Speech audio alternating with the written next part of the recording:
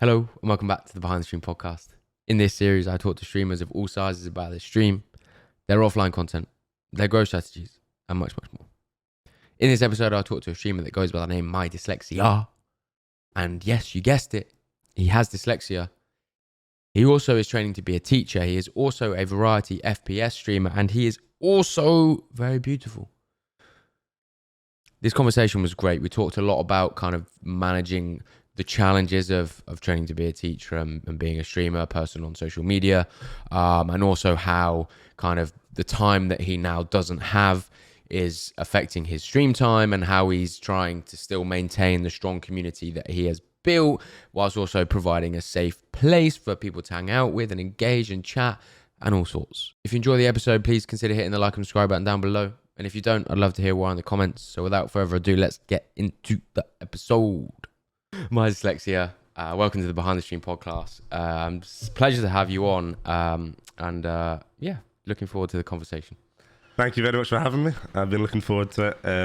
Finally got you in the diary. Got you in the diary. We've known each other for a long time, and we're getting down to the nitty gritty, which is what we want. Sweet. What you been doing today? Any good weekend plans? No, Sunday's my kind of planning day, my work day, so I'm trying to avoid it as much as possible. So I thought I'd get this done nice and early, so I don't have to get there too late. You got the rest of the day. You're planning for the rest of the day, you say? Yeah, for next week, for lessons and whatnot. Oh, for lessons and stuff. Okay, cool, nice. So let's get straight into it. If you could just give an introduction into who you are, what you stream, what kind of got you into streaming, any inspirations, and Sure. like where you are kind of today in terms of your stream. Sounds good. My name's Duncan. I'm from Scotland. My handle is MyDylsexia, and that people always ask me, they say, where did you get your handle from? And some people notice, some people don't notice, but it's actually spelled incorrectly. So technically it's MyDylsexia, as opposed to MyDylsexia, and there's generally been people who've been in the community for 6 months, and I've mentioned it on stream or something, and they turned around and gone, oh my, I've never realised that. It's what on earth? So the question that usually follows up after that is, did you mean to spell it wrong? And I say yes, because I kind of did it as a ironic play on words for being dyslexic, and myself, I am dyslexic. It's not something I kind of label or whatnot, but I've obviously had experiences with it through school, through university and whatnot, and I'd say it's a pretty important part of me, but I usually have quite a good story to tell when people ask, and over the 2 years that I've been so-called streaming and doing content creation, I've built a little bit of a community that basically supports dyslexia, and there's my first kind of realization that this was something that I really wanted to do was when I posted a video, I think it was last year around July, to do with me mixing up my words on stream, and it happened before, and I just kind of went, I think it was something along the lines of, hi there, my name's Duncan and I have dyslexia, but don't worry, it affects my speech, but it's perfectly normal. And I just did a little compilation of me kind of mixing up my words, and before I knew it, I had people commenting and saying things like, I thought I was the only one that did this, or thank God there's somebody else that does it, I'm dyslexic too, like, can we be friends and stuff like this? Because the idea that someone else did things like this that they did was immediately like they wanted to know me, they wanted to talk to me. And I very quickly kind of built this little group of people who were dyslexic or had experiences with dyslexia, and immediately wanted to hear my story and to tell their own story. And it was brilliant. And it kind of opened up this kind of opportunity for me to mix my love for gaming and building communities with my experiences with dyslexia, and basically what I'd been through with it in terms of growing up through school and whatnot. Right now, I was saying to you a minute ago that I am currently doing my NQT year, which is your teacher training year before you become a fully qualified teacher. And obviously dyslexia is, you see it every day. You see it with your students and with your classes. and being able to relate to kids that are struggling with dyslexia is a huge win, because immediately they're like, okay, you're somebody that relates to me and you understand what I'm going through. Boom, you build a relationship with them, and immediately you've got a heightened chance of changing that kid's life. But just bringing it back to the basics, that's the kind of backstory with the handle. Yep. It is meant on purpose. I promise you, I'm not pulling your leg. And that's the kind of reasoning behind it and whatnot. So taking it back to the 2 years ago when I did start, I basically had, I'm sure as many others, when I was in school, I'd seen other people do YouTube, and I was the person that everyone else was going, oh, that'd be really cool to do, but I'm not going to try it. And I was like, in my head, I was sitting there going, that's really cool, I would like to try it.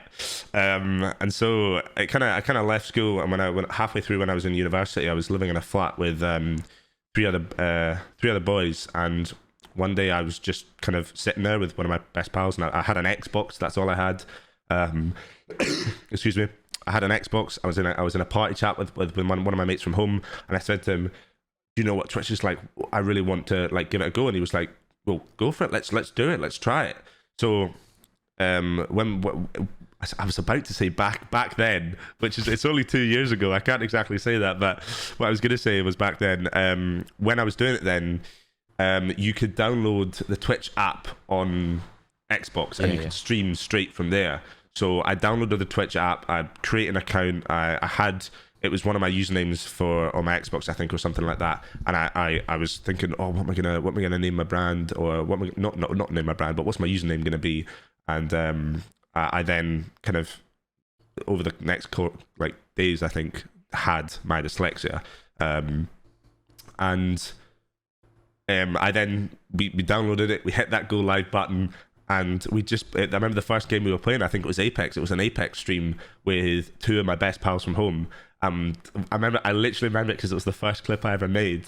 It was a conversation about do you enjoy, it was something along the lines of, do you enjoy standing on Lego? And my mate we went in a party, we were playing Apex, and he just turned around and said, do you guys actually, something along the lines of, do you guys enjoy standing on Lego, or is it do you find that sore? Or it was either that was like a would you rather, and we were all like, what are you talking about? How can you enjoy standing on Lego or something like that? And it kind of went from there. That was like the first clip, and I was like, oh, here we go. And it went from there. And then from then, me and my mates would just, on like a usual day when we'd have some free time, we'd go live effectively, and no one would be there. No one would be there.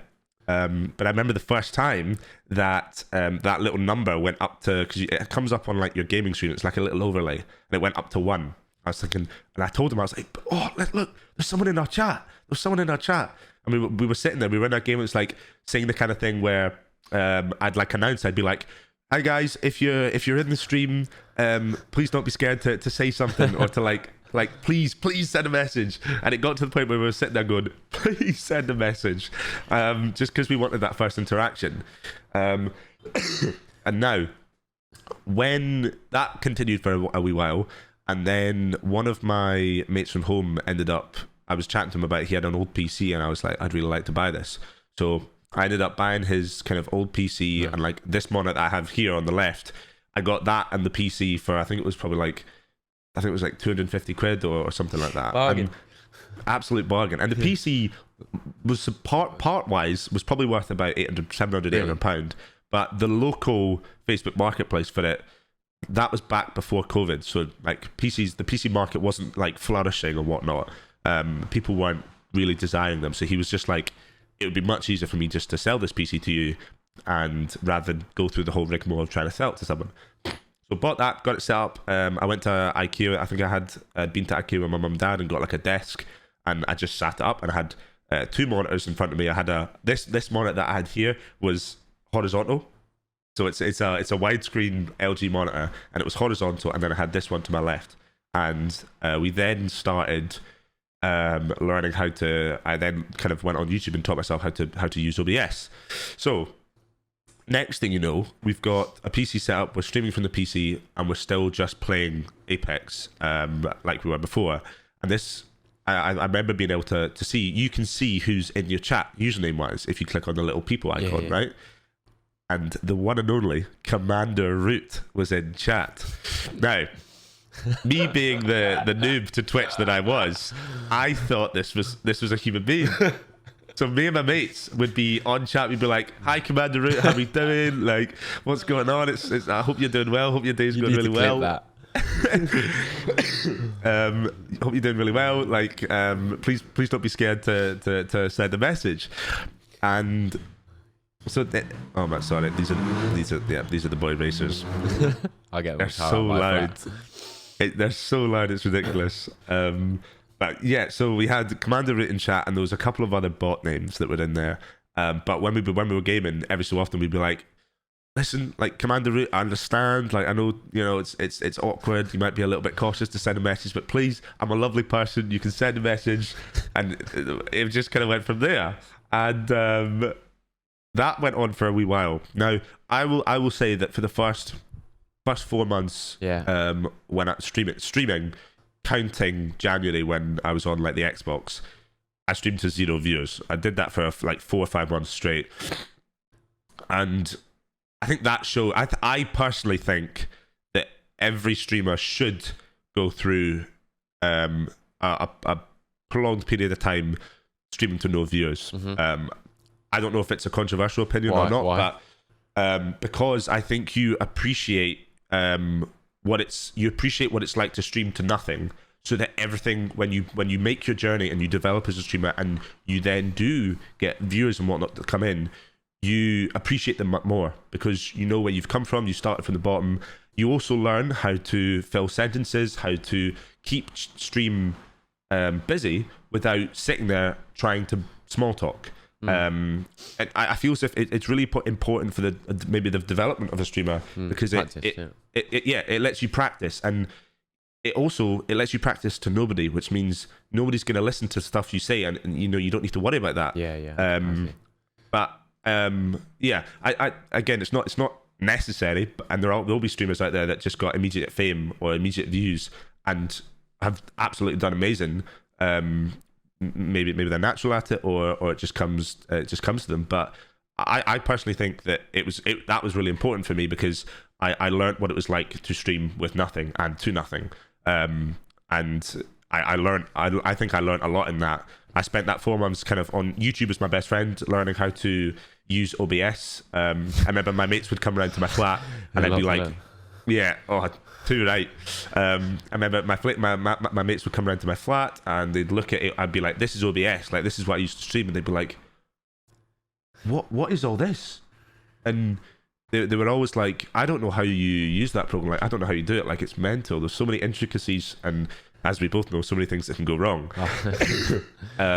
But yeah, and that was kind of where we were at. First 4 months, stream to no one. Kind of on a PC, very basic.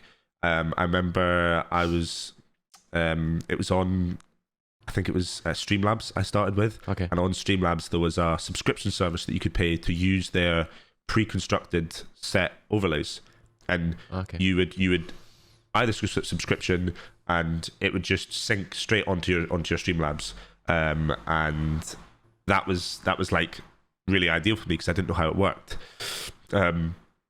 I forgot to say that I started on Streamlabs, apologies, not OBS. So I started on Streamlabs, which is very local file based, which means obviously everything that you use on there is on the program. So all the things you add, all the things you edit, they're on the program. And additionally, Streamlabs obviously uses more CPU usage because it's local files, right? Later down the line, we'll discover that because when stream did get attention, my stream would just break because well I did the same as you, to be fair. I started off on Streamlabs because I looked at it and compared it to OBS and go, well, this one looks nicer, it's like got a nicer theme, this one must be the better one to use. This like OBS one looks like it was like 1997, like Too right. Couldn't agree more. And then I soon realized by going on all the forums, people are like, no, use OBS, use OBS, use OBS. I thought I thought Streamlabs OBS was just was made by OBS Studio, but just like a nicer looking version for beginners. Yeah. But little did I know they're actually two separate companies, and actually OBS is just like a older looking software, but is actually way better. I agree with you. I'm sure lots of small streamers today probably still do the same thing. Wouldn't surprise me. But because I remember when you do get the subscription service, once you have it for a period of time, I think you get a T-shirt for free. So I have I don't know if it's at home, if it's through there, but I still have like a Streamlabs T-shirt just because I had that subscription service. It was so weird. I didn't know. But yeah, and then you just kind of sync in overlays, and they're just set, and it's like your alert box is all done for you and everything. And admittedly, you could almost call it not pay to win, but either you spend a long period of time learning how to do it yourself, or you pay a little fee and it does it for you. So in my eyes, I did that. Now, very quickly, I realized that it wasn't what I wanted to do, because I wanted to be able to change this. I wanted to move this up here. Like, I wanted to edit it. So I then had to go, right, okay, we're going to do this. We're going to go on YouTube and we're going to learn how to use this. And I think it was owned.com, not sponsored by them, so no promo included, but own.com is a website that supplies like alert boxes and overlays and whatnot. So I ended up just kind of making a little investment and buying a Twitch overlay package, which I believe is the one I still use today, from there, and then learned how to set it up. God knows how long it took me to set up my scenes. I fear every single day that if OBS decides to die and I lose all my scenes, I don't think I can stream again, because it would just take me so long to get back to what it is set up on now. But yeah, and then kind of, I don't know how you did it yourself or what you went through, but I just kind of spent ages just sitting there moving things left and right, figuring out how to transform like little icons and text. And I did that for a while. Like I started on Streamlabs. So that's the 4 months. That's kind of where it all began, if you will. If I move on to the first viewers, is that all right? Yeah. So talk about like how did you get your first viewers? Like, because you said you streamed for 4 months to like nobody. So like what like changed and what made you change, etc. Like and then go first viewers. I think this is quite funny, because the people that received this are like, technically in my head, they're like VIPs, because nobody else today will ever get a message like this, because I don't do it anymore. But obviously I'd have people coming in and out from Twitch, just because I think there is some sort of discoverability to a certain degree, but it's not like if you're on Twitch and you're streaming to zero, you're not really going to gather a following just by streaming. No. Correct, yeah. So to get my first viewers, if you will, to build the very, very start of the community, if you will, I downloaded, or was using, the lovely app called TikTok. And why did you download it? Like, what made you download TikTok? So I had it previously, and I'd seen gaming videos, and I thought, well, if they can do it, why can't I?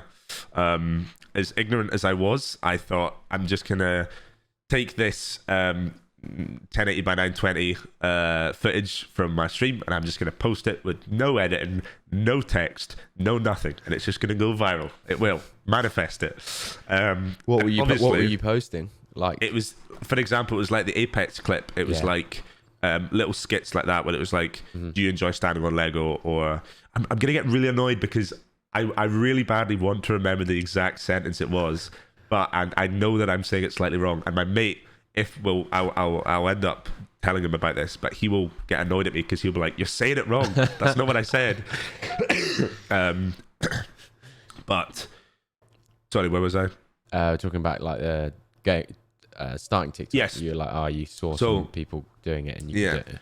So obviously I posted videos, they got 0 likes, 0 comments, whatnot, and that continued for a wee while. But I can't remember how, but I think 1 or 2 videos did maybe got like 10, 15 likes or whatnot. And I was thinking, I was in the big leagues. I was making it. Yeah. But I don't know how long it took me, but I eventually got to 1,000 followers on TikTok, which I don't know if it's still the same, but back then that's when you got given the go live ability. So me in my bedroom or with my phone, I'm thinking, well, this is what I need. Go live, booyah. Now, I think it was the better way to do it because TikTok has changed so much, and so many things have changed since 2 years, if you will. But back then, when you went live on TikTok, you would instantly get a little spike of viewers.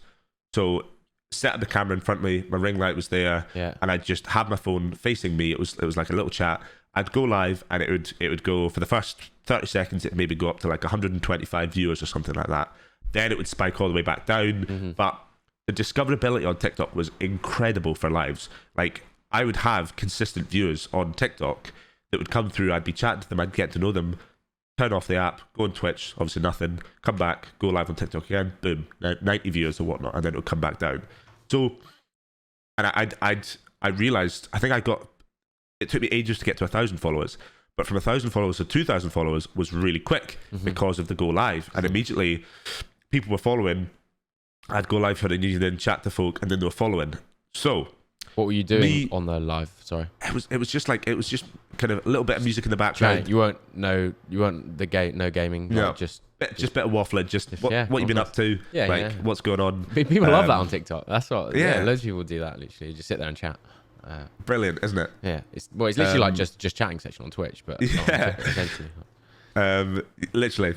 But so I'd do that, and people would follow, and I'd kind of speak to them, and they'd be like, "Oh, by the way, tomorrow I'm going live at whatever time. Like, would you care to join?" And they'd be like, "Yeah, sure." Boom! Immediately, like 1 or 2 viewers, and I'd get to know them, and they'd maybe come along pretty consistently. This is the bit that I think is the VIP part. So I seen someone do it to me on Twitter. I followed them, and immediately they sent me a little message saying, "Hi, my name is blah blah blah.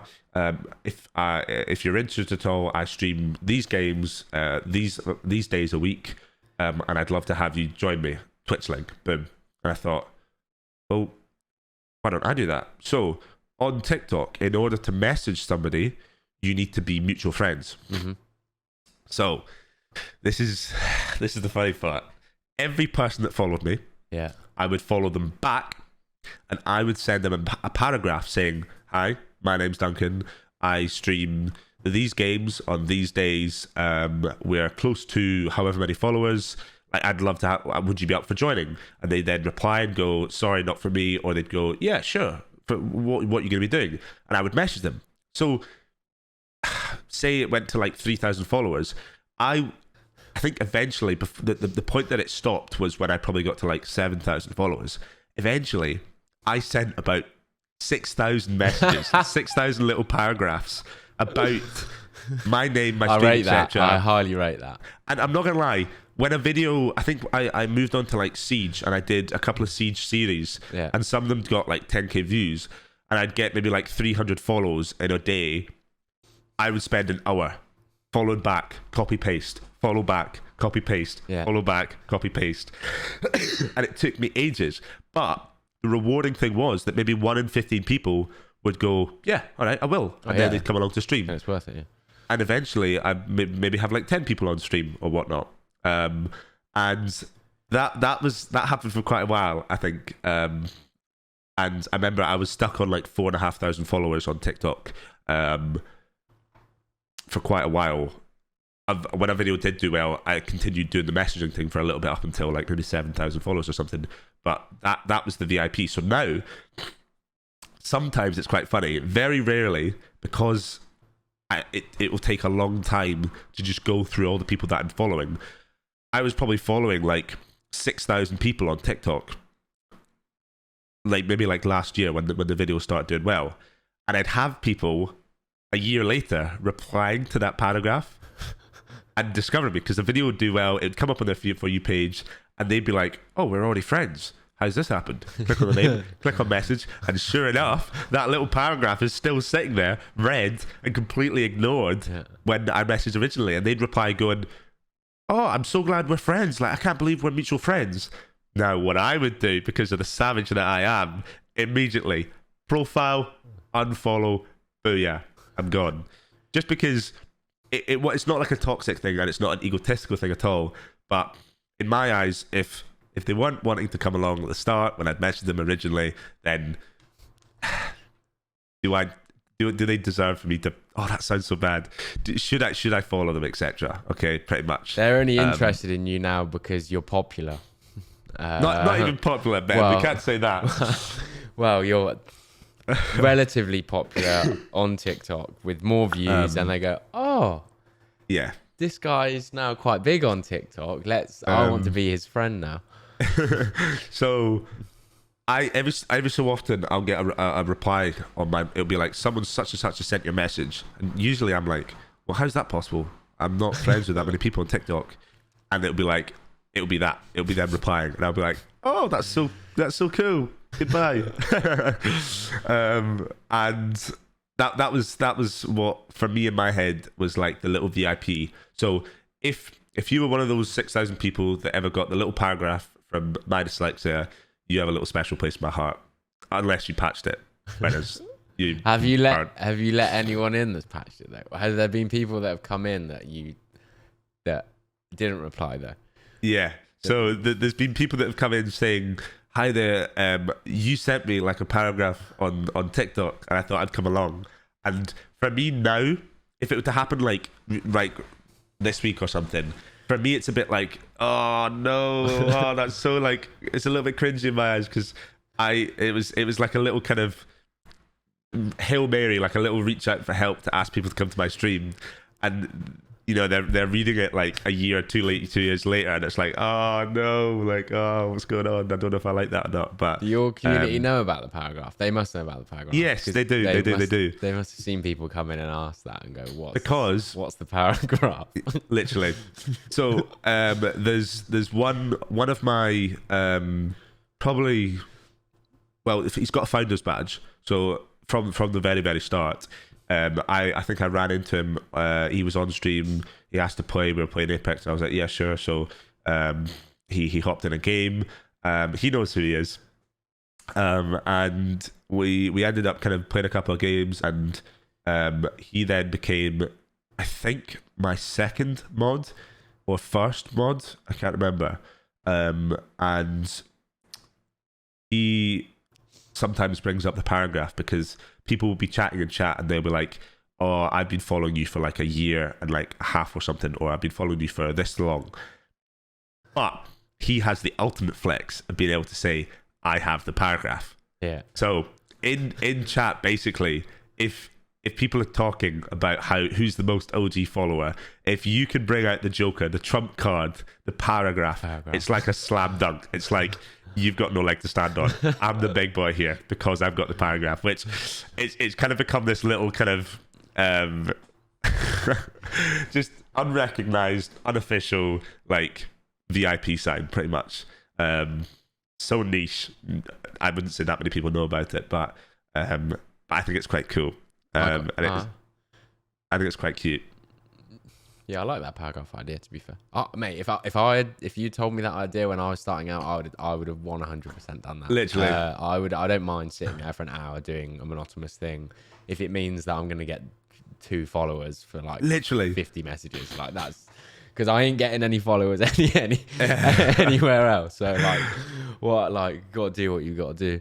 So then like, when did like you start having more exponential success on TikTok? So I had trickles of videos that would do, I think the most I got was like 50,000 views, but the ratio was quite poor. It would still only be like 3,000 likes or something like that. Okay. Which, God, that makes me sound a little bit egotistical. So I'm like, oh, only 3,000 likes, boo. But yeah, it's relative though. When taking it back to the 4 months of zero, I think, like you said there, to stream to nobody and to do all that is really important because, like you just said, I think it's important to do the periods where you spend like an hour or something just to get 2 followers, because the excitement you get out of getting 2 followers and 2 people on stream is incredible. And I think it's really healthy to start with your standards and your kind of expectations super low, so that when you get 1 follower, you get 2 followers, you're really, really excited. Because here we go. Personally, I think there's a chance that if you go straight into success and your expectations are immediately set at such a high standard of views, of follows, 100 followers, 100k followers doesn't mean anything because it happens every day or whatnot. If somebody effectively falls off or has a dip in their viewership and dips below that standard, they have no previous experience of dealing with the crash that happens mentally and kind of literally, I'd say mentally, because they haven't spent that time getting accustomed and getting used to what it's like to stream to 0 people. They immediately go in a dip. They think, what am I doing wrong? It's probably really bad mentally. It's probably not healthy at all. And that's why I think, again, I say personally because it's my only personal opinion, but I think it's really important and useful to go through a period of building up and getting excited over 1 follower, over 2 followers, because if you do have dips, you can relate back to where you were, and you know that there is ways to build back up, and it's not the end of the world because you've been there before, etc. And if you get excited over two viewers, think how excited you're going to get over 100 viewers or whatever. Like it I think it's useful just to build it up in increments, because if you get it handed all at once, I think there is times when that can have a little negative effect. Without going too much into it. It's funny you say that because that I think happened to me. And I completely agree. Like I streamed for 3.5 weeks and probably done 10 streams and was doing like follow for follow shit. Like I was on 85 followers on Twitch and posting TikToks, and then one of my TikToks went viral. And the next was it the Warzone, the sad Warzone one? Yeah. Sorry, I don't mean sad. I mean it's okay. The sad when you were. I was like on 1.4 average viewers. Wasn't even an affiliate, and then the next day I had 100 people in my chat. And I'd barely even worked out how to use OBS. No alerts, no nothing. No, literally hadn't sorted out. I was just like I said, I was in that phase of just learn. I was like, right, I'm going to start streaming, start learning, practicing, figuring out, like, you start streaming and then you're like, people are like, you should do this. And then you're like, and then people are like, you should do this. And you're like, oh my God, there is so much to learn, do. And I'm like, okay, cool, right. I'm going to spend 3 months just learning everything, and then I'm going to start going in. Unfortunately for me, that happened after 3 weeks, which was fortunate. But going to your point of there, I think that happened to me in that, like, I wasn't able to sustain those numbers, and they just continued to drop and drop. And mentally, I suffered because I felt like I couldn't work out what I was doing wrong. I couldn't work out why I couldn't sustain it.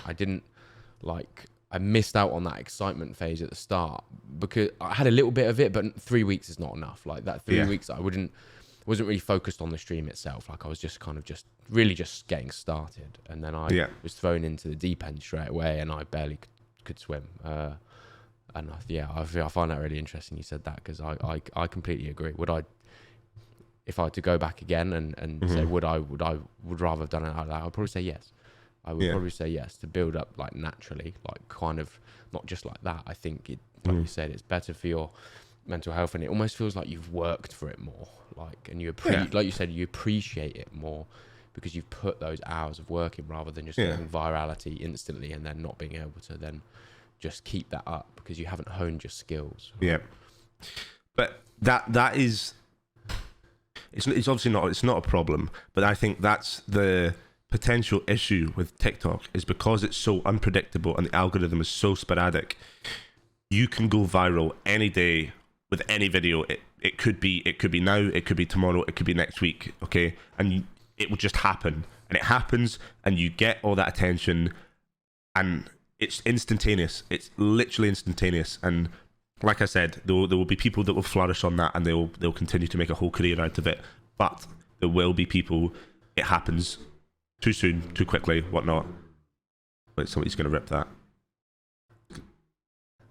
He's going to go for it. What are they? Are they bikes or are they cars? God knows. Cars or bikes. It's because I'm on like the corner. They slow down and I hear them slow down, and then there's like a road there where they just absolutely tan it. So I hear them slow down. I go, okay, 3, 2, 1, and they just wreck their car. But I just think that's the thing with TikTok, is it's so instantaneous that you could go viral tomorrow and it could all happen tomorrow. And I guess sometimes you just need to ask yourself, are you ready for that? Because I think people that, I don't want to come across like big-headed or anything like that, but I do think that people who haven't had any success on TikTok want the success as soon as possible. They want it really bad. They do. And they don't care about the situation they're currently in. They just want that success, and then it happens. They get it. They're maybe not ready for it, or aren't able to control it, or whatnot. No one's their own PR, like, and then it happens, and like you said, there's potential for it to just trickle off. Which tough. That's me. I just relate to that so much. Like, I was not ready for it. Like, I wasn't ready for the scale of what happened to me, because I had no experience in dealing with that amount of scale. My phone just pinging off all day, every day for months. And I was like, fuck, this wave is huge. I need to ride it. I have to. I'm going to bed at 4 a.m, getting up at 9 for work, like for months. And I was like, I've got to ride it. I have to. But like, so many things were suffering in my life. It was a torrid time. But it was like, I was having fun, but also just feeling shit all the time. Tired all the time. I think the slow progression is probably better. Do you think it's harder to go viral on TikTok now? Now I'd say that I couldn't tell you how to go viral at all. You couldn't. That was going to be one of my magic questions, mate. I thought you had the formula. You did. I mean, do you have the formula still? Let me.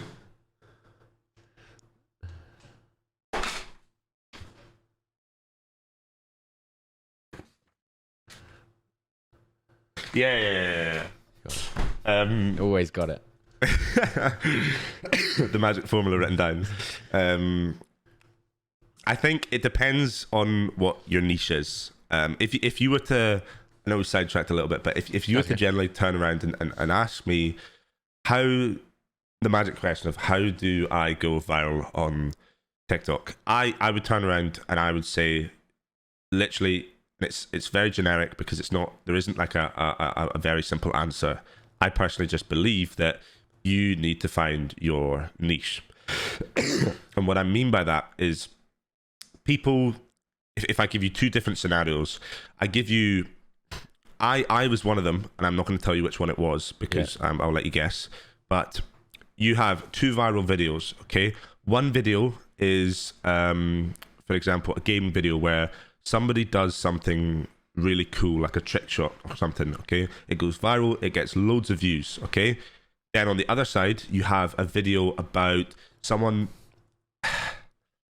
telling a little story about themselves, or someone revealing that they've got I don't want to say a learning disability, because that'd be obvious, but someone kind of showing a bit of themselves, and the video going viral. It's a gaming video, but they are kind of giving a little bit of themselves, or they're basically putting something out there that other people could relate to.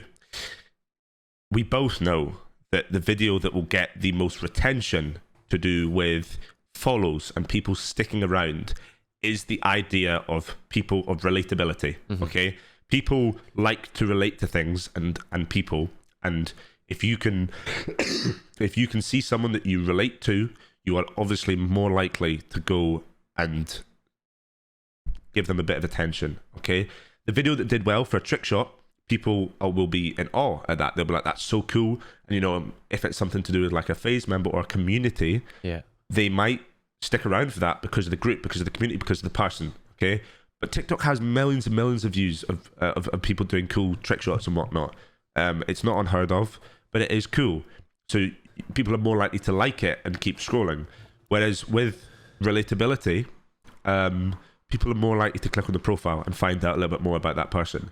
So for me, my niche was the idea of dyslexia, of I kind of swap the first two letters of words quite often, or sometimes, and when it comes out, people find it funny. I didn't know that people were going to find it funny. I didn't know that people were going to care, but it happened, and I thought, my name's related to dyslexia. Why don't I create contents around my own dyslexia? Okay, it's not unique, but it's unique to me. It's niche, which is the important part. It's a bit of you that is different. You put that on TikTok, people relate to your dyslexia. People go, I do that too. Then they're more interested with you. Okay, they're more likely to click on your profile and find out a little bit more about you. They're more likely to come to Twitch and ask questions about your whatever it is, your niche, find out more. For example, Blake, perfect example, Blake. His niche, before, me and him did Warzone videos. We did loads on Warzone. His name was obviously centered around Formula 1. At the time when I got to know him, he was still working for Red Bull, and he was juggling both. And then it got to a point where he quit to pursue streaming. And even after that, he didn't do anything. He didn't do any Formula 1 related content. He still continued to do Warzone, and continue that. And I think I don't think he created any content around Formula 1. But when people came into stream, they would ask him about it because it's in his title. It's like ex Formula 1 engineer or something along those lines. Trackside performance engineer. There you are. There you are. You know. Video, And that was his niche. That people they'd come to Twitch for the gaming videos, they'd find out about it, and maybe they'd stick with him on it. But I hope he doesn't mind me saying this, but he has found recent success, massive success. He has blown up because he's gone on TikTok, he's gone on YouTube, and he's actually separate to the gaming. He's put out a niche of Formula 1, and now not only does he do Formula 1 gaming, he was invited to like a Formula 1 event, which I thought was so cool. He does Formula 1 content. He does education. He teaches people and talks to people about Formula 1. Even more so, which I think he has stepped up his game incredibly, because what he also does now is people will come into his stream asking how to get into Formula 1. And he's happy to tell them how to get into Formula 1 and how to how to end up working in Formula 1. So before, he had this one niche of gaming. Again, that's not in a bad way at all. That's the same for me. It was the same for loads of people. He had Warzone gaming. Then he opened up and he had Formula 1. Formula 1, it's like a little flowchart. Formula 1 then opened up and he's got content, gaming. He's also got education, and he's got people asking how to get involved with it work-wise. That's 4 more areas of content, 4 more niches separate to the original niche, separate to the original niche, right? So it just, the hole just gets bigger. And once you find that pocket, that thing that you do that people can relate to, he's built a great, incredible community around gaming, around himself, around Twitch, but also around Formula 1. And he will have people in there that are specifically there because of the Formula 1 connection. So to put it into perspective, mine is MyDylsexia, which admittedly I don't know, it's completely different to his. But his is Formula 1, and we both have our niches, and we both create content through that, and it's relatable. And that's what I feel is the secret, if you will, to gaming or streaming original content, because it's all about relatability. And once you do that, you can build a group around that. I agree. Literally, again, like it couldn't be more aligned with my personal opinion. If you said to me, like, out of all of the kind of types of videos to do, whether it be like entertainment, like gameplay, funny, I'd say relatability is the number one, in my opinion. Like, you can have success with all types of videos, but relatability, like, because it's happened to me multiple times, have always been the ones that not just get me TikTok followers, but they get me people from TikTok to Twitch. which is the hard thing to do. So difficult, isn't it? Like, and so that tells me that though that relatability factor for whatever it was so strong that it made that person want to do that extra step that so many don't want to. Literally. And so I'm always like, how can you? But then, how do you create content that's related? I guess you've got to have your niche, right? Or you don't have to. You don't have to at all. You don't have to. But how can you? I find that creating relatable content is not too difficult. You don't want it to. It is quite difficult, like to come off naturally sometimes. Like, you don't want to be forced, like. And then how do you relate that around like the game that you play or the category that you play? Because again, you don't want to be like pulling in people that are not really interested in gaming and streaming, because then they don't stay for very long. So like, have you, in terms of your relatability stuff around dyslexia, have you found that the people you've pulled over to Twitch have been like new to Twitch, experienced with Twitch, played the certain games you played? Like, has there been a mixture of like have you found that dyslexia has brought people onto your channel that would have maybe never have come or used Twitch before? Yes, but in fact, yes, you've got that relatability piece, so it doesn't matter what you're doing.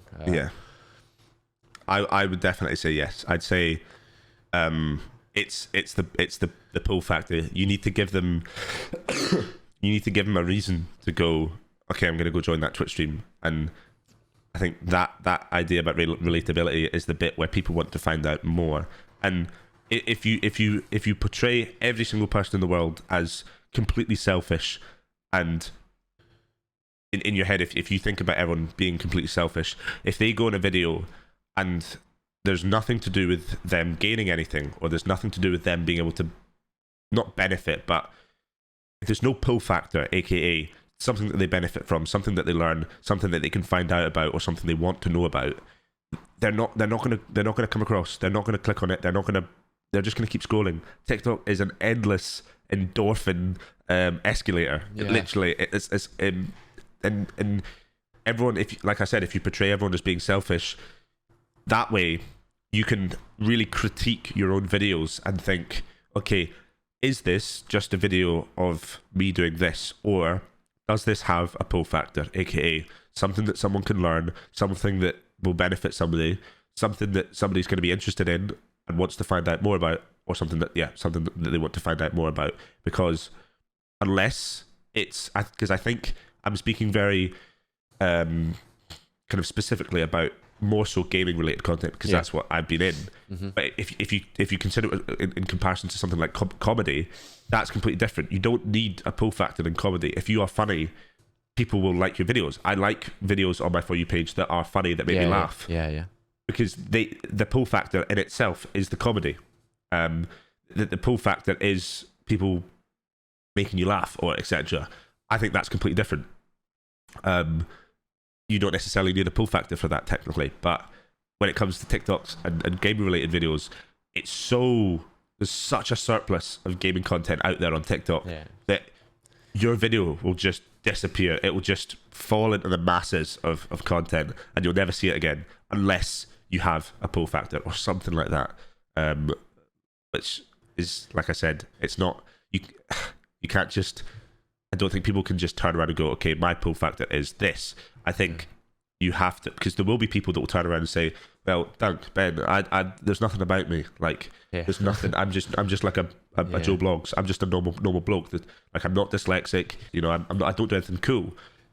But then that's the attitude where you're not gonna get anywhere. You need to find out that thing about yourself, or you need to think, okay, well, actually, I've spent 15 years in the army, or actually, you know, I did this really cool skydive thing last year. I worked for a specific company like Twitch. I personally think I was surprised that you weren't using Twitch as a pull factor when I first met you, or when I discovered that you were working at Twitch, because when I saw, I'm sure you'll have it yourself, you would have experienced it, but when people see your icon badge, the questions will flood in. People are dying to know more. They're dying. That's like, in itself is like, boom. So for me, if I was doing that, I'd be on TikTok and I'd be doing like, my intros being like, they have to include the words "I work for Twitch" or they have to include the words "I am a Twitch whatever," because that's like a huge pull factor. And I'm not saying that's what you have to do to go viral or anything like that. But when I first discovered that, I was like, that's so cool. Immediately, I was like, I need to know more about Ben. I need to know how he did it. I need to know how long he's been doing it for. I need to know what he does.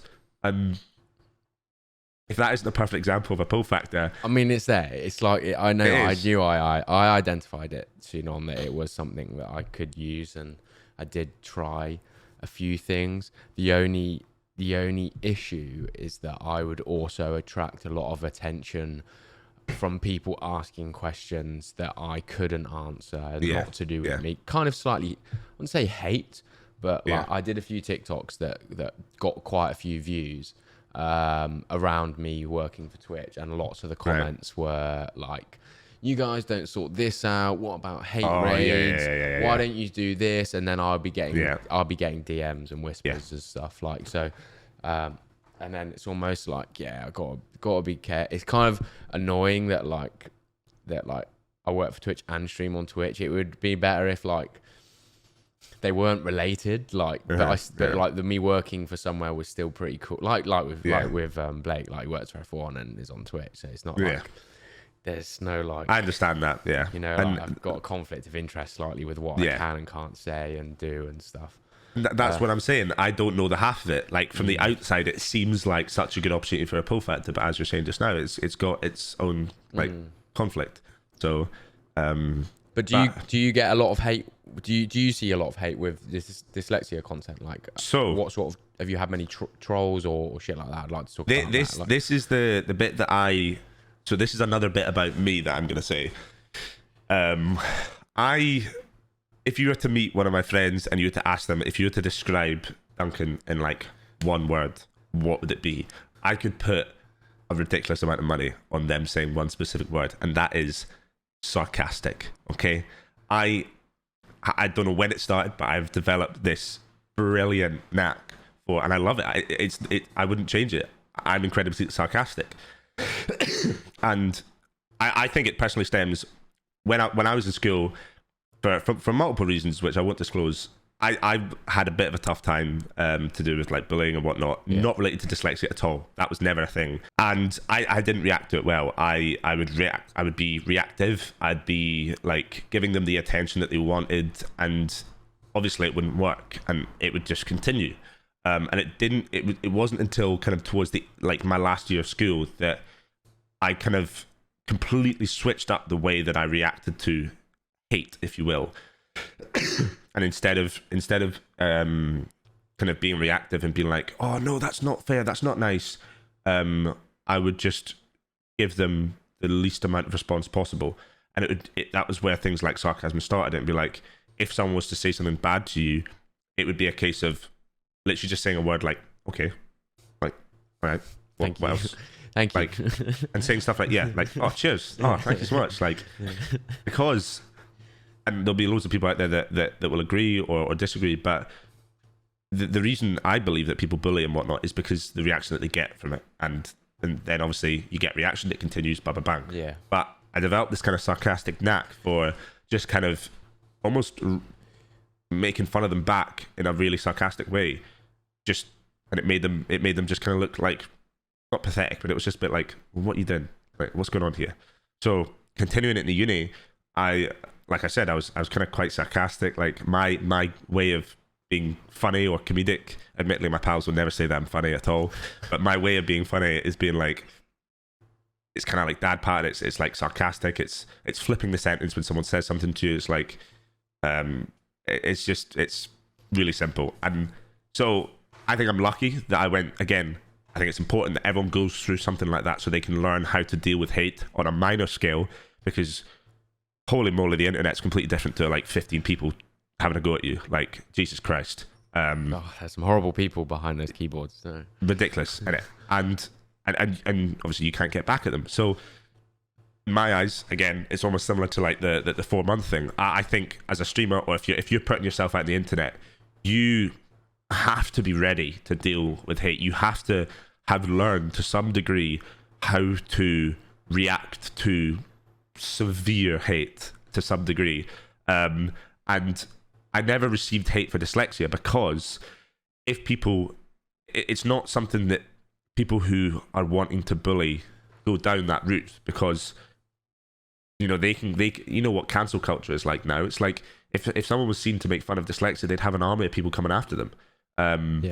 And most of my comments were positive, and I don't think I ever had comments about like, I mean, there was obviously like comments that were kind of a little bit hated, but it wasn't anything that I was worried about.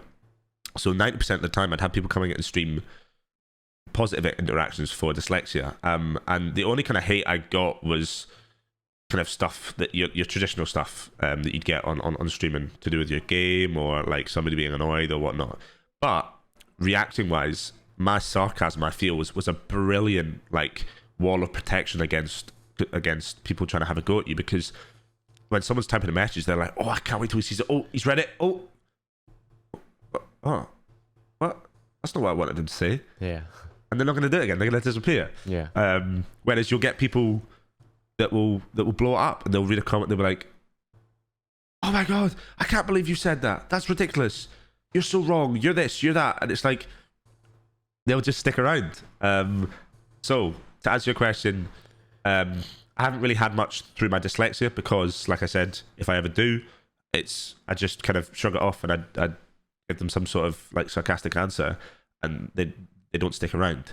But if it's to do with like your traditional stuff, I just kind of I think I enjoy it quite a lot. And my community, I feel as if we're on the same page when it comes to dealing with comments that come in, because if someone was to come in and say a hateful comment, my community know not to go reactive and be like, I can't believe you said that. They'll just turn around and be like, they'll reply to the message and say something like, what are you doing? Or like, oh, thank you. Or like, how's your day going? Are you okay? Like, all about that kind of flipping the coin and just not giving them the answer that they want. And immediately they'll just, like, they won't stick around. And I've even had a couple of people come in initially, hot and fiery, breathing fire, and then they stick around for a bit, and eventually they go, listen, I'm actually I'm sorry for coming off it that way. Like, I didn't intend to stick around. I thought I was just gonna, but you actually seem pretty sound, and I'm gonna give you a follow. Next thing you know, you've made a viewer or a follower, and it's like, it's really, I think again, it's really important for you to kind of learn how to react and deal and coordinate and kind of how you carry yourself online, especially. But what about you? How have you kind of experienced it? I'm not too bad. Like, again, like I've had lots of comments on videos and stuff of people saying things that I don't agree with, and I'm almost like, do you know what? It almost depends on what sort of day I'm having, and when I read that comment, as to how it makes me feel and react inside. And there have been times where I've read a comment and I'm like, I'm writing my reply, and then I'm like, what am I doing? Yeah. I said, why am I even wasting my time literally writing a reply to someone that is just completely irrelevant to me, and their opinion is meaningless? I'm like, I'm wasting my time here. It's just they're gonna come back with something else. I'm gonna want to reply because I'm not losing this argument. No way. Like, and I'm like, I'm just wasting my time here, and I'm like, delete it, and I'm like, okay, just don't worry about it. But like, there's sometimes I'm so tempted to just put the person in their place and shut them up, like, because sometimes I really don't get it. Like, I've created a really nice video here, or I'm just trying to do something positive here. I'm just trying to like, do something good, right? I'm not doing any worse to the world by creating this content, and someone just comes in with a really horrible comment, and I'm like, what is happening in your life that makes you feel you need to come to my content and say something like that when I'm trying to just spread positivity with my content? True. Like, and that's what upsets me.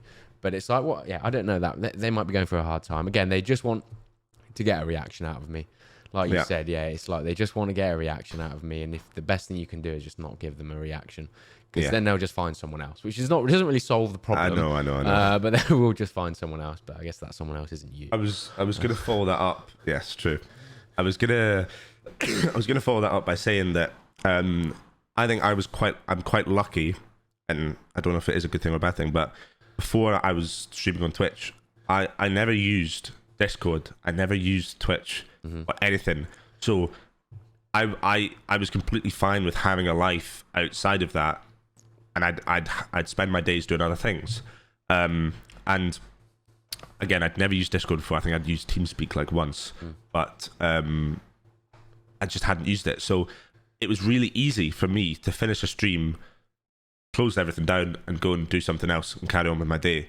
And what happens on stream wouldn't stick with me when I go and do it else, because it's just there. Yeah. And because I'd had days when I before streaming on thing, it wasn't my life. Like, I could do stuff separate to that. So it was really easy for me just to go end stream, see you guys later, see you tomorrow, whatever, and boogie.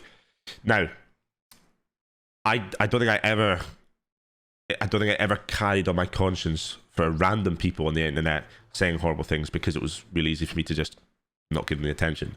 The only times when I got annoyed or irritated or upset about things on Twitch was where it was involving people in my community or people that I cared about, like my mods, or like I have a certain group of people that are slightly tighter that aren't mods, but they're called elders. So whether it's to do with people that are in the community, or a mod, or someone I care about in my team, in my community, if someone has basically come and said something horrible to them and it's upset them, that's when I'd get upset, or that's when I'd get annoyed, because I'm not hurt, and I know that I don't think I'm going to get hurt by what people say on the internet unless it's mass. But if someone says something that's irritated or upset somebody that I then care about, then I'm like, oh, see, now I'm annoyed, because why did you have to go and do that to them? They didn't deserve it and whatnot. So I then get annoyed at that. And there's been times where people I've like in my team and whatnot, people have clashed, and that's really made me stress, because the last thing you want to do is for people in your team and whatnot to clash. And then that's where I'll close my computer down, I'll go to my bed, I'll go to bed, and I'll lie there, and I'll be like, what am I going to do? How am I going to fix this? Like, it will play on my mind, because it's about people that I like somewhat care about. And then again, when people are in like a Discord chat and somebody comes in, a troll or whatnot, and says some horrible stuff about people, the harsh reality is that there are people in our Discord server that don't have the ability to just deflect stuff and will get offended at what people say. If somebody calls them fat, they will get offended. Somebody calls me fat, I couldn't care less. I'll turn around and say, well, you're wrong, because I'm literally skin and bone, mate. Where are you seeing the fat? I'd love to have some on me. And that's not the answer that they want. But people will say it in a Discord server, and they'll take it literally. They'll go, and it'll play on the mind, it'll play on the conscious. And then that's where I'm like, see, now it's annoying. Now it's annoyed me. And then I have to deal with it, and I have to go. But even when I get rid of the problem, aka the person that said it, is still an issue, because the person's still hurt. Yeah, they're the still after effects of it. Yeah. And that even affects me, because then when that happens, they then don't believe that my community is a safe place in the Discord server. And they're like, well, I don't know, maybe I should leave this server because I don't want that to happen again and whatnot. And I can't control people coming in and saying that stuff or not, because it's just what happens when you have a link that people can join. But that's when it kind of plays on my conscience or whatnot, and it will affect my day-to-day life, because I will know that something I have set up has hurt somebody I cared about. That's the bit that's a bit sticky. So how you say that's like impacting your day-to-day life? How I'm keen to get on to you talking about managing like a balance then, like of your life at the moment, of streaming, your job, and kind of what your like goals or thoughts around kind of everything that you're doing are at the moment. Like what? Like. Yeah. So like I obviously picked this up and started this when I was in uni. So I've spent the last I think I graduated in June this year, but I spent the last 4 years doing a 4-year master's in PE teaching. And at the end of it, you then go and teach. So that's what I was doing. I would spend my days would be filled with things like lectures. I'd have essays, as your normal typical student would have. Yeah. So when I picked it up, I had quite a bit of time. You know, I had a student loan that was funding what I was doing. I think I did have a job. I think I was working in hospitality as a waiter or something. So I'd have uni Monday to Friday, or when it got to third year and fourth year, you'd have less days but more on in the days. Yeah. Mm-hmm. But I'd have days where I wouldn't have anything on. So that's when I'd have a lot of time to stream and do videos.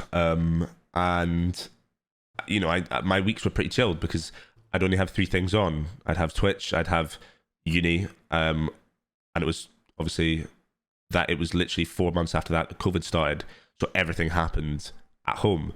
So I wouldn't really need to leave my flat unless I went to go work, which I was doing like maybe 2 days a week. So it was quite ideal for me because I could do my uni lectures, finish them at 4, and then go and stream, and it was pretty chilled. I did that, and then third year got a little bit more serious, but continued doing that the exact same, working, uni, and streaming, and doing content creation. And I wasn't doing it full time in my eyes, but I was probably ended up doing it about 4 times. Okay. 4 times a week. Yeah. I would stream. So fourth year was kind of where it all kind of was proper. I moved into a flat. There was 5 of us. It was 4 other boys that were really, really close pals. I'd put it up there with probably one of the best years of my life. Nice. I loved it that much. I miss living with the boys. Like, it was brilliant. But so at the start, we moved in again, 4th year uni. Everything's quite serious. We moved in January last year, and I set up my stuff in my room. And obviously, the boys then got told about stream and everything like this. I started streaming, and every so often, one of them would come in and get involved with stream and say hello. And then it became this thing where all of them got involved. And so we would have, there was like a channel points redemption, which was called Flatmate Takeover, where they redeemed it for like 15,000 points or something. And my flatmate Dave would come in and sit and play, and they loved that. They absolutely loved it. And because, well, 3 of us were PE teachers, and one of them worked full time, and one of them was a student as well.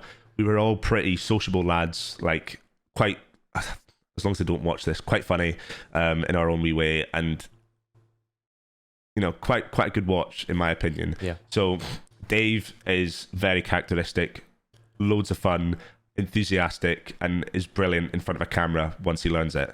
And basically what had happened is my community got to know my flatmates, and they absolutely loved it. They loved it.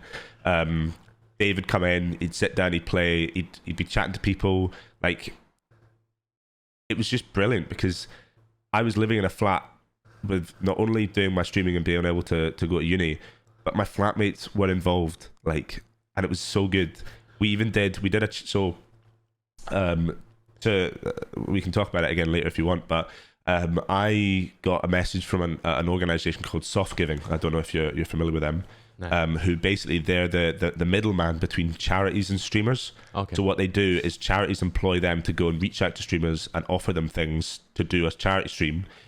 The streamer then does the stream, raises the money, and the money goes to that charity. But the charity then gives the middleman company a cut for them doing all the work, organising it. Yeah. Right.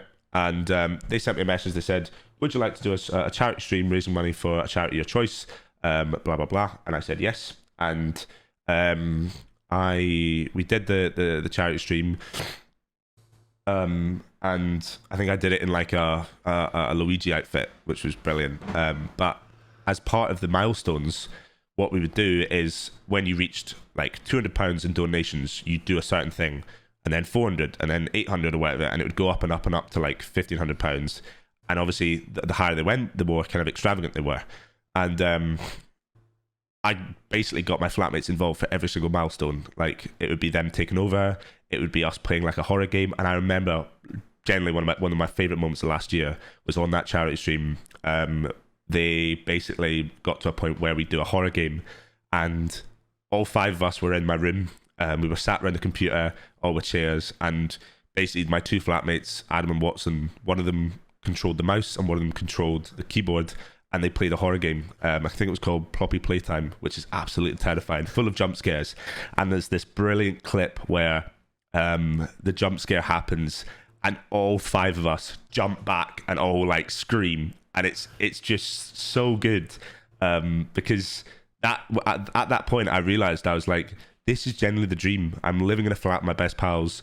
Obviously I have like best pals is like more than just 5 best pals, but there's people from home I'd want to live with as well. But I was living with 5 of my close pals who were fully integrated into Stream. Yeah. The community knew them, they knew the community, and they loved them. And I was like, this is probably one of the best points I'm going to get to.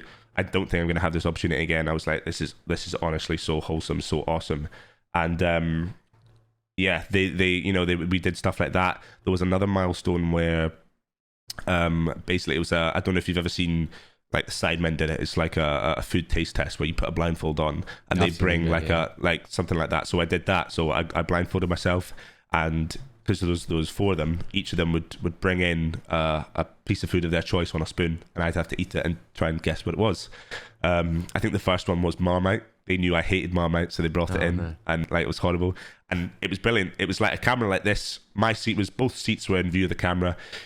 And we'd sit opposite each other. They'd sit down, they'd show the camera, they'd be like, there it is, and they'd say what it is, or like they'd type it on the screen, and then they'd pass it to my mouth. I'd eat it, and then the reaction would happen, and they like Stream absolutely loved that. And it was like Marmite, it was sriracha sauce, God knows what else, Oxo cube, the stock cubes. Yeah. I got every single one of them right. I guessed the stock cube, which I promise you I don't go snacking on stock cubes, but like it was generally like a kind of mini Sidemen for our flat, and it was generally so good. It was amazing. Like, and we did that fairly often. We had the flatmate like takeover, and they were fully integrated with it, and it was honestly just awesome. So what's changed? Where are you at now, and how are you managing it? So like I said there, my day-to-day life was uni and Stream and maybe a little bit of work. And 4th year then happened, and basically what happens, to give a little taste of it, what happens is at the end of every year, as part of my masters, you do a placement. So 1st year you do primary placement as a PE teacher. 2nd, 3rd, and 4th you then do secondary placements in a high school. And it happened at the end of 3rd year, and it happened at the end of 4th year. You go out on 3rd year was an 8-week placement, and 4th year was a 12-week placement. So fairly long. And obviously in my head, I'm going from streaming 4 days a week to then going to be like, okay, I'm not going to be able to stream during the week. I'm going to have to stream to it the weekend. Yeah. And this played quite a lot on my mental, because I was worried that it would all come crumbling down. Mm-hmm. Because if you don't stream for a month, the sad reality is you come back, Twitch probably isn't going to give you the same discoverability or notifications to your community and whatnot. And admittedly, I had a pretty close-knit community. I personally believe that the community that I have right now is quite well integrated, and there's a good handful of people that I could rely on to respond if I needed something. And so I then went out on placement. I'd work as a PE teacher effectively Monday to Friday, and then I'd stream it at the weekend because that's the only time that I had. And that had quite a negative impact on my kind of, not success, if you will, but views went down, attention went down, everything went down because of it. Yeah. So I that was how I then juggled that. Is I would do the placement and then stream at the weekend. And how did that make you feel? It wasn't great. It was it played a lot on my mental, like I said. But you just kind of have to accept that it is such a people related business. It's relying on people to appear at certain times on the internet for you. Like, you can't have the opinion that they're going to be there every single time. And so there was about maybe like 2 months or something where that kind of dipped, and it was tough because I'd basically chosen a profession where it would be difficult to do both at the same time. As much as I enjoyed PE teaching, I really, really enjoyed the idea of being able to do content creation and streaming full time. Like, I've always said that if that was a possibility to do it full time and to be sustainable, etc., I would love to do it. But it's tough to realize that the thing you've spent the last four years doing is technically having a negative impact on a business that you've built or spent so long building. Yeah. So yeah, it made me feel pretty tough. And then after it finished, I was really excited to then go back to doing full time. So that was the same third year placement, fourth year placement, and then after placement in fourth year, which ended in April this year. Yeah. I then only had my dissertation to do for university. So I would stream I think I was streaming back to like 4 days a week, and I would be writing and working on my dissertation during the day. So I was doing evening streams and working during the day doing my dis, etc. And that continued until the 24th of May, I think it was, when it got submitted. And after it got submitted, I had no more uni work to do. So then after that, it was full-time streaming, which was baller. I loved it. I went full-time for the summer. I did evening streams. I even switched to day streams, and then I switched back to evening streams. I went on holiday. Like, it was a point in my life where when I was younger, you'd go school, so you'd have school Monday to Friday, and then you'd go to uni, where you'd have uni Monday to Friday. So there's always been a Monday to Friday, and it was probably the first time where I actually kind of had my whole week to myself, and I could do whatever I want. Yeah. So I was streaming, and then a set of my videos did really well. So last year in June, my videos popped off, and I got a following, and then this year in June, my videos popped off and did well. Weirdly ironic, but sorry, weirdly coincidental. But I then gathered a following, and my viewers went back up. What were the videos? Just like it was more dyslexic videos. I think it was so in June last year. I did the hi, what's up TikTok? My name's Duncan. I'm dyslexic, and I did it was shorter videos where it would be one dyslexic moment with the intro, and then I did this thing where somebody asked me in chat, and they said, describe your dyslexia in 5 words, and I went, I think it was something along of I mix up my words or something like that, and I read it, and I went, they asked me the question in chat, and I went, describe it in 5 words, and I went, on my hand, I went like this, I went, I mix up my words. Oh, and I was like, oh, I've done it in 5, like, I can't believe that, woohoo. And after that stream, I then went on Premiere Pro in my editing, and I made a little intro saying, with that clip, and I had it ping up on screen, asked the question, and then zoomed in on my face, and I went, mix up my words, boom, and then it cut out, it did a little bit of music, build up, and then I did like basically a short compilation of the dyslexic moments that I did last year. Yeah. So I repurposed the video, Nice. but in a different video, because you know it's going to do well. Work once, it'll work again. It usually works again. Right? Yeah. So I redid that, and that did well, and I started getting following again. So I got viewers again while I was going full time, and it was, you can tell already how up and down the viewership on Twitch has been for me so far. Like up, down, up, down, up, down. But there's always something that brings it back down, such as going on placement or whatever. So it went back up. I probably had one of my best months on Twitch ever a couple of months ago, and it became real for me. I was thinking, I completely changed game. I was doing Warzone, I switched to Valorant, and I immediately started getting into the Valorant community, and it was brilliant. Because I was streaming it every single day, I did get a little bit bored of Warzone, and it was tough to me to go, okay, I played this game for the last like 2 years, I'm gonna have to change. And I could talk endlessly about the whole idea of switching games and how you market yourself, because we both know that if you market yourself for a game specifically, if you then switch games, you will lose a lot. But if you market yourself for the personality, for your community, for your niche, and people come to watch the videos or watch the streams for you rather than the game, then you're more likely to continue your success over to different games, aka what people do as variety streamers. And so I then built up a little bit more, and I was doing really well with Valorant, and I knew that I only had the summer basically to do this. And I said to my chat, I was like, guys, I just want to let you know that I don't have a say in this. I'm going to be doing it because it's what I need to do to be able to become fully qualified in a teacher, and it would be completely stupid for me to spend the last 4 years getting a degree and stop doing this and not do this year to get this fully qualified, because it would hinder me a lot.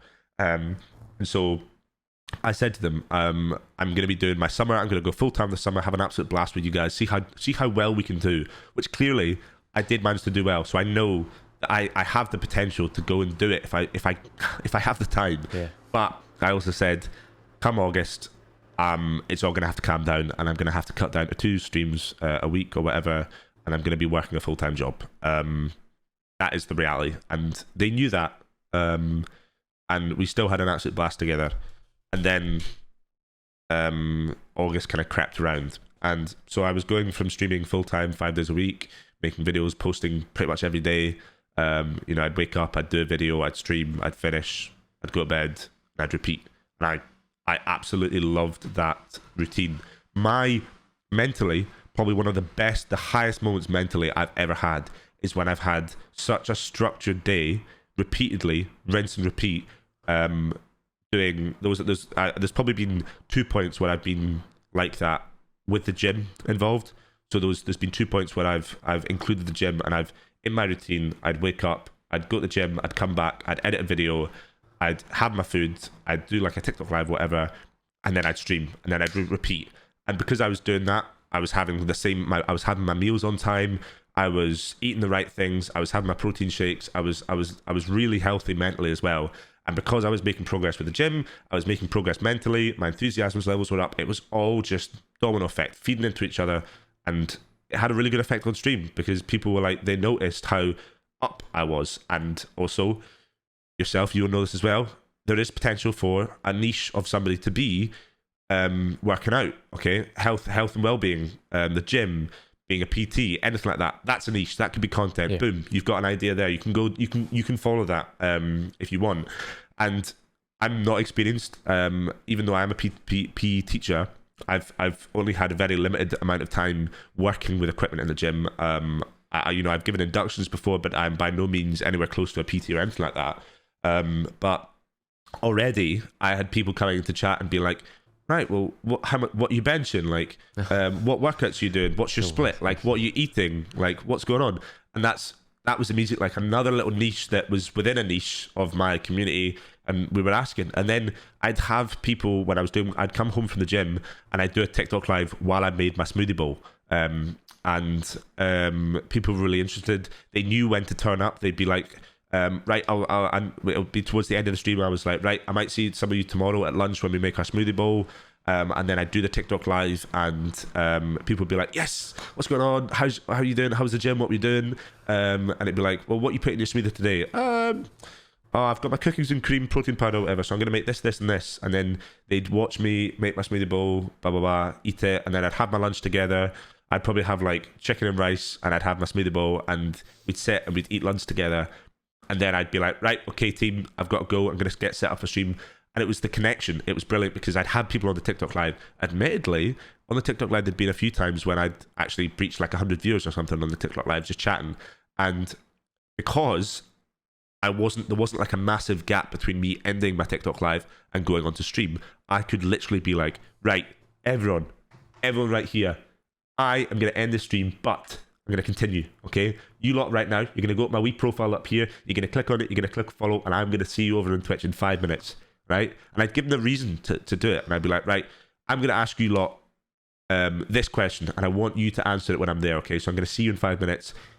And retention-wise, I would pull people across, and I noticed the difference, because I was talking to one of my mods who said you need to do this more often, because we saw the effect it had. Yeah, it works. But I immediately had new viewer, the thing that pops up in your chat when you see that someone's a new viewer, whatnot. Yeah. Immediately, I had people coming in being like, "Hi, I'm from the lunch stream or the TikTok live or whatnot," and they'd come in, they'd chat, and then, like I said, 1 in 5 people would stick, and you've got new people in there. Yeah. So that was. I was doing all the full-time streaming, creating content, getting people in from there, and then I was doing this lunchtime thing, and I was doing like the gym where there was so many avenues for pull factors. And, I love my pull factor, all right? The pull factor is everything. Ben. Yeah. But there was so many avenues for pull factors, whether it was the gym, whether it was smoothie bowls, whether it was what you're having for lunch, whether it was dyslexia, whether it was gaming, whether it was streaming, whether it was Twitch. Boom. There's like 10 things that people have a reason to come into stream for. And it made a difference. And people were coming in. And I was noticing growth.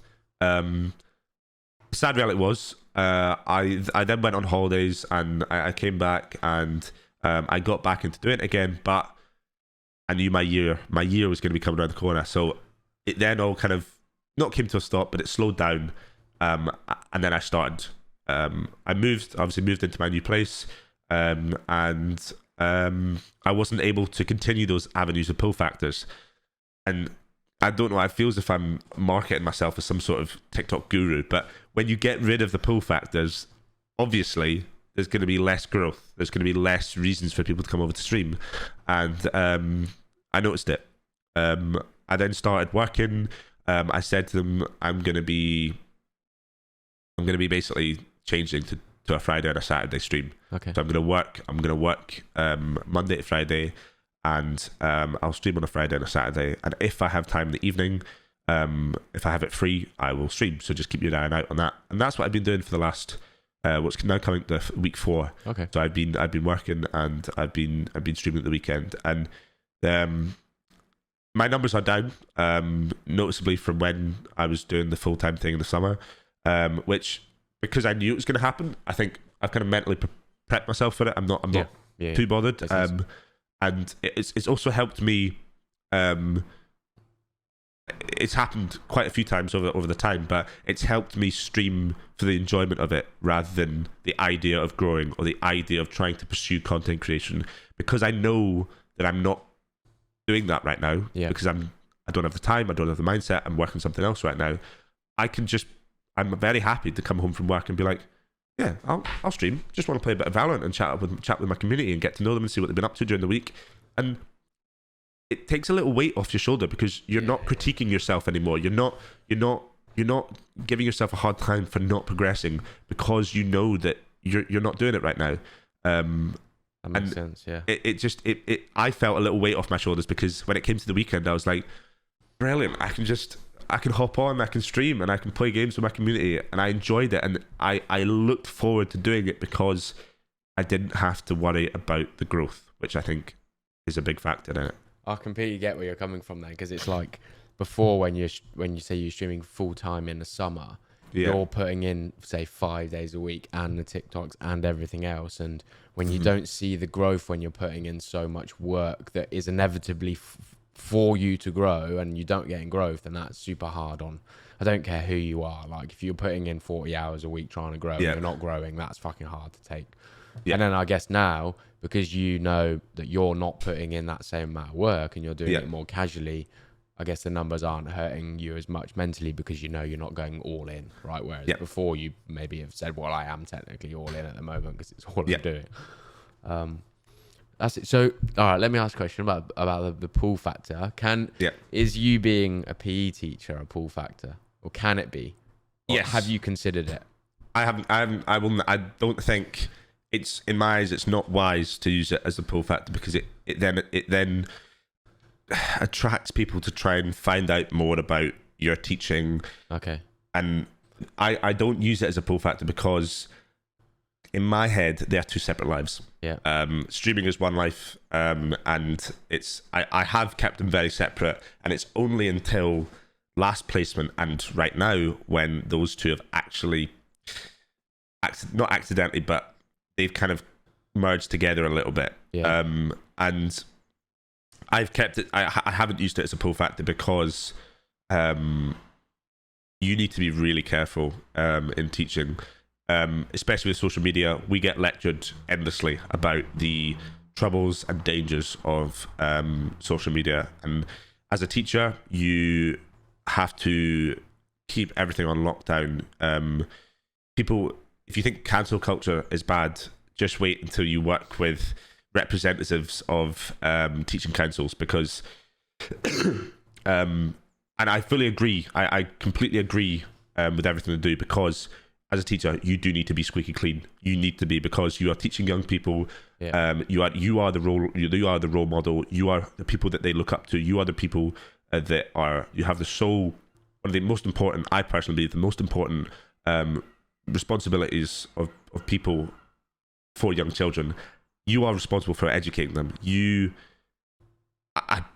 Again, I don't want to go into my teaching side too much, but I basically believe that the first however many years of young people's lives are so important, because they will change what they do in the rest of their time. I, as part of my dissertation, was writing about basically providing, specific to PE, providing good and enjoyable experiences for young people in PE is so vital, because if people have bad experiences with PE when they're young, the statistics are wild, but they are so much less likely to engage in physical activity across the board in adulthood. Oh, really? Okay, and that leads on to well-being, health, anything to do with keeping yourself healthy.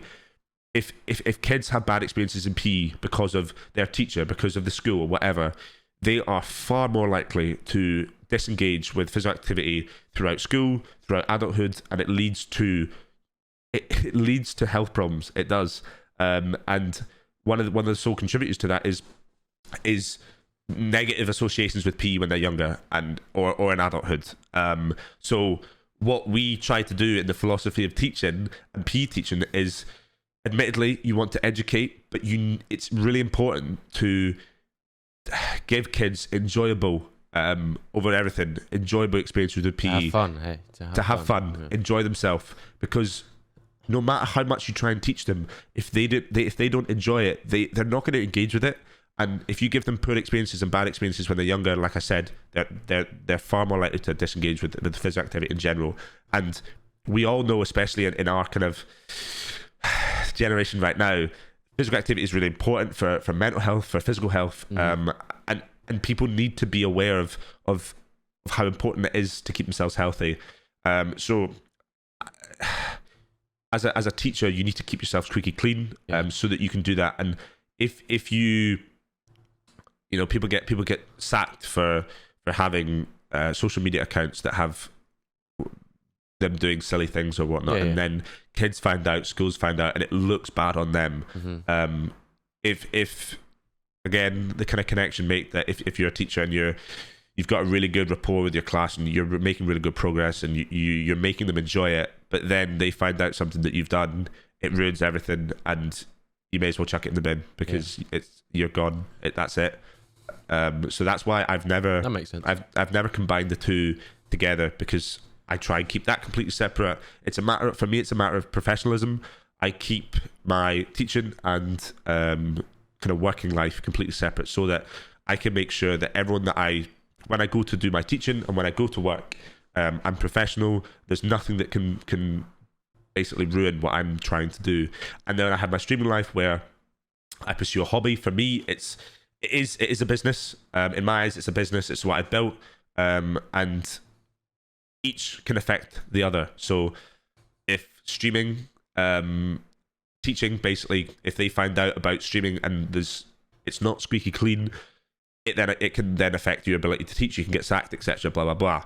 But if you're streaming and something happens to do with your teaching, and stream life finds out about that, it can ruin your streaming. So both are applicable to both areas. So that's why I've never mixed them. It's really tricky. I get it, because let me just bring it back then. That's the same as how I would think when it comes to me being Twitch staff and me being a Twitch streamer, because professionalism, and I don't want to have to act on stream how I'm expected to act in the professional workplace. I'm not going to. I'm going to be myself. I'm going to swear. I'm going to say things. But then what happens if someone comes onto my stream and I say on Twitch staff, and they've gone, wait, this is Twitch staff, but he's saying this stuff. Like, wait, let me clip this and let me send it to someone at Twitch and say, do you think it's appropriate for Twitch? Not that I've broke the terms of service or done anything super bad, but I've said something that just pisses someone off, Yeah. and they go and make a deal out of it. It kind of that was So I completely understand where you're coming from. It's not the level that I think you have to kind of go to, but it's kind of where I was looking at it. Like, one does affect the other. Literally. And it's maybe best if you just keep it kind of like on the low and just making sure that you're just not doing anything that someone might have a problem with. There's been a lot of times over the last 2 years when I basically realized that I've gone into one of the toughest professions to try and social media. With social media to try and do streaming with. I've literally gone, what's the one that you will have to tread on the most eggshells for when working? Oh, boom, teaching, do it. But there's been loads of times that I've been like, listen, I just wish I was working like a 9 to 5 when when it gets to 5 o'clock, you can switch off and you don't have to worry about any of it, and you can just go and work and do the streaming. And they don't have to affect each other. But teaching's not like that.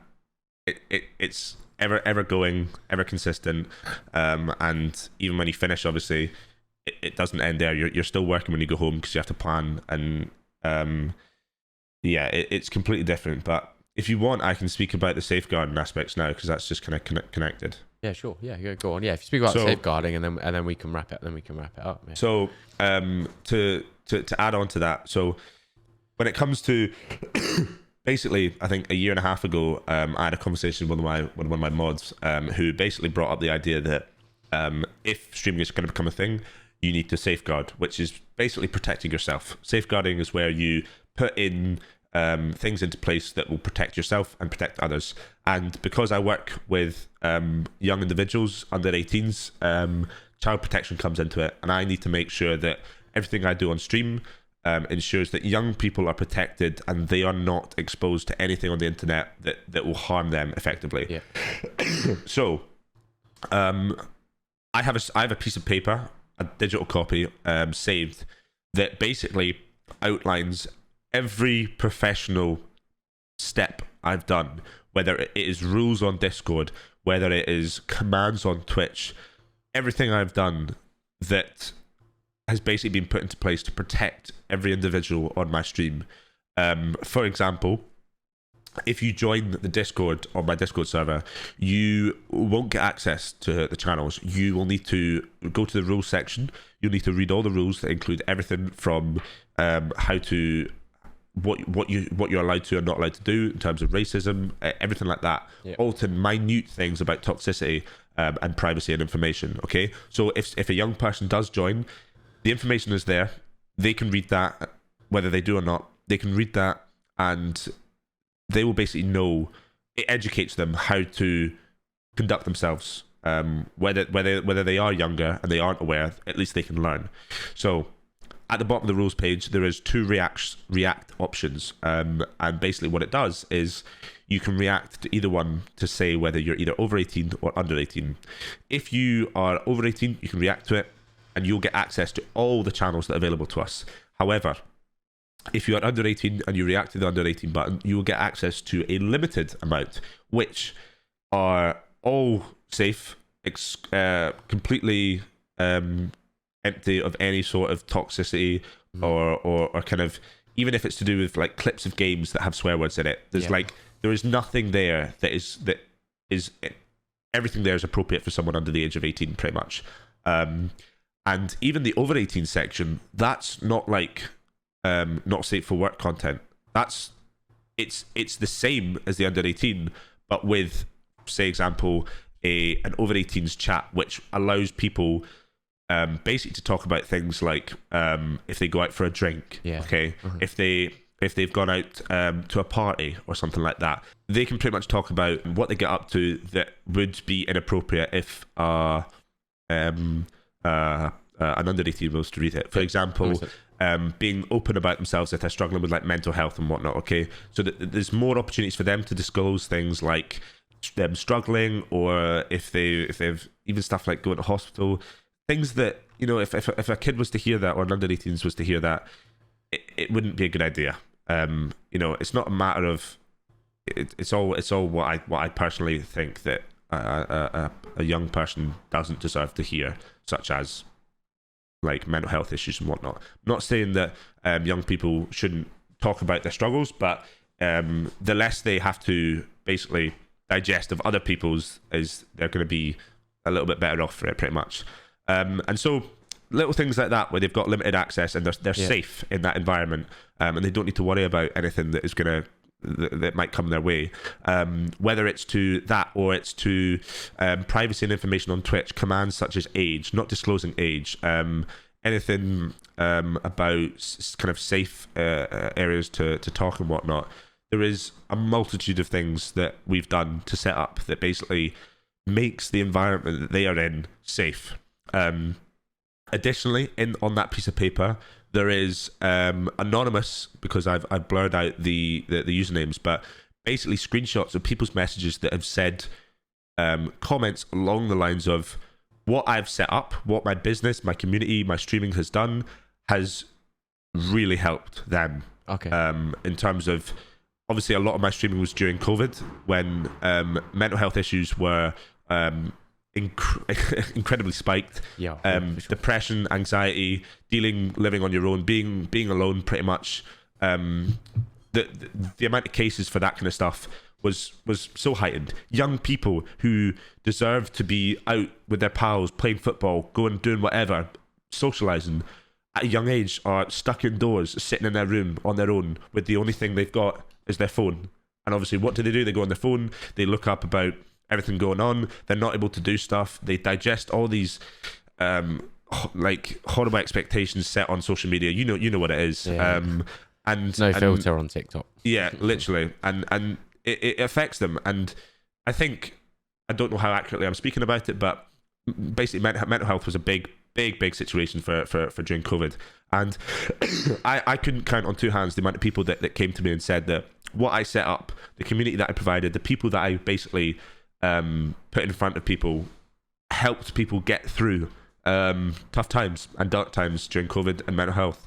And they messaged me personally to say, I really hope you go far. I really want to thank you for what you've basically done for me. And me, I don't think, I think I'm quite critical of myself, but it never really occurred to me how much difference my community and my stream made. It never really occurred to me that I could make a difference, whether it was to do with dyslexia or whether it was to do with people basically having a place, even something as simple as people having friends. And like I said, I had people messaging me just saying, like, what you've done is good. Like, the core, the bottom line is what I've set up is a good thing, and it's had a positive impact on a lot of people. So there's no better messages than that, right? Like, it makes you feel so good I've about had yourself. a few of those before, and like, even I've spoken about it with someone else on the podcast. Like, even though everyone does appreciate you and does appreciate what you're doing and loves you and kind of thinks that you've done a really good job, it's so surprising that actually not many of them actually think to message you personally and say that. Like, and so even though you've got all these people that you know are all got this really high opinion of you, a direct message like in your inbox, like someone just taking a couple of minutes out of their day to go on, hi Duncan, by the way, like, this has just made so much difference to me. Like, that sort of message is just so powerful, like to a streamer, like because I don't know whether people just think that you get them all the time, because you just don't. You generally not don't. At all. I don't get them enough, in my opinion, or like. So yeah, I think there's no better messages than that for your own mental health and motivation, right? Like when you're questioning whether you're doing the right thing with your time and stuff. Is it worth it? And I think when you get messages like that, it makes you think, it is worth it. From my opinion. I agree. And to kind of continue that, this piece of paper has evidence of people basically saying that. It also has details of the charity work we've done. So, like I said, we've worked with Soft Giving. We've done 3 charity streams this year, and we've raised more than £6,000 for mental health charities alone. Sick. Okay. If that isn't like something to say is a good thing, then I don't know what is. So basically, from my perspective, as a teacher, I need to not only protect myself, but also basically present an argument saying why what I've set up, why what my business, my streaming, my community that I've made needs to stay, and it's a good thing. Because playing devil's advocate, I need to imagine that while I'm teaching, somebody's going to walk through the door and say, we can't have you streaming as a teacher, and I then need to be able to basically say to them, okay, justify. I understand where you're coming from, but before you decide to do that, have a read of this and tell me what you think afterwards. And in that piece of paper, that folder is going to be all the things I've done to safeguard, to make young people protected, to make everyone protected and safe. It has the outlined impact of people saying how good and beneficial the stream has been in terms of mental health, and positive impact on people in general. It has details of the charity work we've done, raising money for charity, mental health, again, massive factor. And in my eyes, if somebody there's no possibility that someone reads that and still says, no, I don't agree, because you've got to basically play the worst case scenario. And I am aware that there are issues of kind of being a teacher, social media, and streaming and young people. I know it's a big thing. Yeah. But I personally believe that the things I've set up are aligned with the restrictions that they place on teachers. And I personally believe that I'm still abiding by all the things that have been set whilst being able to do this at the same time. And I still think that anyone that does Twitch in general should do some sort of safeguarding, at least, whether it's protecting themselves, whether it's learning how to keep their own personal information private, because you can't go on the internet with the attitude that no one's going to try and find out who you are. Yeah, you don't know who's watching, right? You don't know who's watching. And so that's basically the basics of my safeguarding, because I need to protect myself. Another thing I did, which I'm interested to see how you feel about this, because this was probably one of the toughest things I had to do, was before I made this decision to do all the safeguarding, I had a team of mods that were under 18. Yeah. There was 3 mods, I think. They were OGs, they were founders. Yeah. One of them is still with us to this day. One of them was the person I said I met through Ep.6. And as part of this decision to do safeguarding, I made the decision to implement a rule whereby anyone that has moderation powers has to be over 18. Okay. Because I basically said that anyone under the age of 18 isn't, to protect myself. Again, it wasn't like a kind of ignorant decision, but I said, I was like, I don't think anyone under the age of 18 is mature enough to basically handle the responsibilities, the hate that comes with being a moderator and making decisions about moderation, because there's backlashes, there's people who disagree. Mm-hmm. I personally don't think a young person should have to endure that. So I made the decision. I pulled them into a chat and I said to them, listen, it's not what I want to do. I'd love to have you as my moderation team. I do appreciate you. You've been there from the start, and I want you to know that you are valued within my community. However, I am going to have to remove your moderation status from my stream. And I gave them VIP, and I said to them, I basically took them through why. I outlined everything. I said why I need to do it, why it's important, and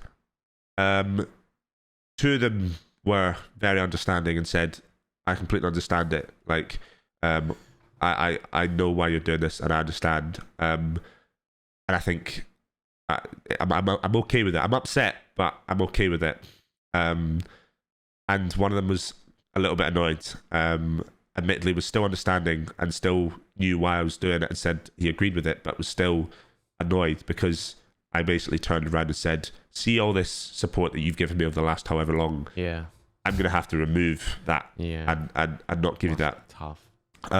But it was to protect me, because in my eyes, if a member of someone who checks teachers' status looks at what I've built here and says, and looks at someone who has moderation powers who's under the age of 18, I personally think that they could look at that and go, that's not a good decision from you. That's unprofessional. You are giving a young person moderation abilities, whereby there is a chance that they'll be in a situation where they're receiving hate, and that's not okay. So I made the decision to remove that possibility. That makes sense. Yeah, when you were saying it, like I was thinking a similar thing as to like the reasons of justification, and it's if that 16-year-old did something happened, maybe they've been super mature and done everything right, but there comes a point where they get involved with something escalates. Yeah. Someone, a teacher or someone sees it and go, they're 16. They'll go, well, they're 16. Yeah. They go, you can't argue that. They go, why have you made the mod? And they're 16. And you literally can't argue with that. And it's presenting that. Well, if they're 18, they can't pull that. They're an adult. Yeah. They can't at least pull that this thing that you can't argue with. And that's kind of as annoying as that is to have to do that. Like it is, again, it's protecting you from worst case scenario, isn't it? And you not being able to argue like, oh well, like they've been a mod for so long and they've not done anything wrong, and but it only takes one thing to go wrong. That's literally it, isn't it? It just takes one. They don't care whether they've been a good mod for they've been a good mod for a year, but they've done this massive fuck up. Let's just let that slide because they're 16. Mm-hmm. Like, nah. Right, before we wrap up, then I've got. Well, I was going to say if you've got any more questions, please do fire away. I've got one question before we wrap up. So were you going to say something else though? No. This is just going completely off topic, but it's kind of like what I've been wrapping up with, or what I wanted to, and I wanted to say, like, it's like asking for advice. So like if you're starting streaming again tomorrow, like you've got 0 on all socials, like let's say you're back to when you first started streaming, like in 2022, like what would you do? Like how would you spend your time over, say, let's like the first, you do that 3-month period that you said, like practicing, and then what would you do after that? So if you is this saying that you don't have any experience as well? Yes, this is like kind of you're in that 3-month period. After you get to that 3-month period, like what would you do like today? A big decision I made that I think is probably the best thing that anyone can do is, and you've already done it probably, is using YouTube to teach yourself how to edit videos, etc. I would cut down my streaming hours, and I would basically utilize most of my time to create content on other platforms, probably TikTok. YouTube I've had very little experience with, so I'd probably go for TikTok. And I would create an account. I would start posting videos to do with what I'm doing. So if I'm doing Valorant videos and I'm doing dyslexia or whatnot, I would do that. And I'd kind of make sure I know what I'm trying to achieve. I'd set a little goal, which would be something like something as simple as getting to 100 followers, or something like getting 5 viewers or something, because I think goals are important for being able to praise yourself, because I personally believe that a lot of people don't stop and recognize the progress they've done when it happens, because they're just doing it. It just happens, and I think little goals like that are quite a good way for you to kind of stop and go, I've actually managed to do that. And that's healthy for your mental, personally, because if you don't stop and kind of acknowledge that, then it's difficult for you to kind of see where you're going and see where you've been.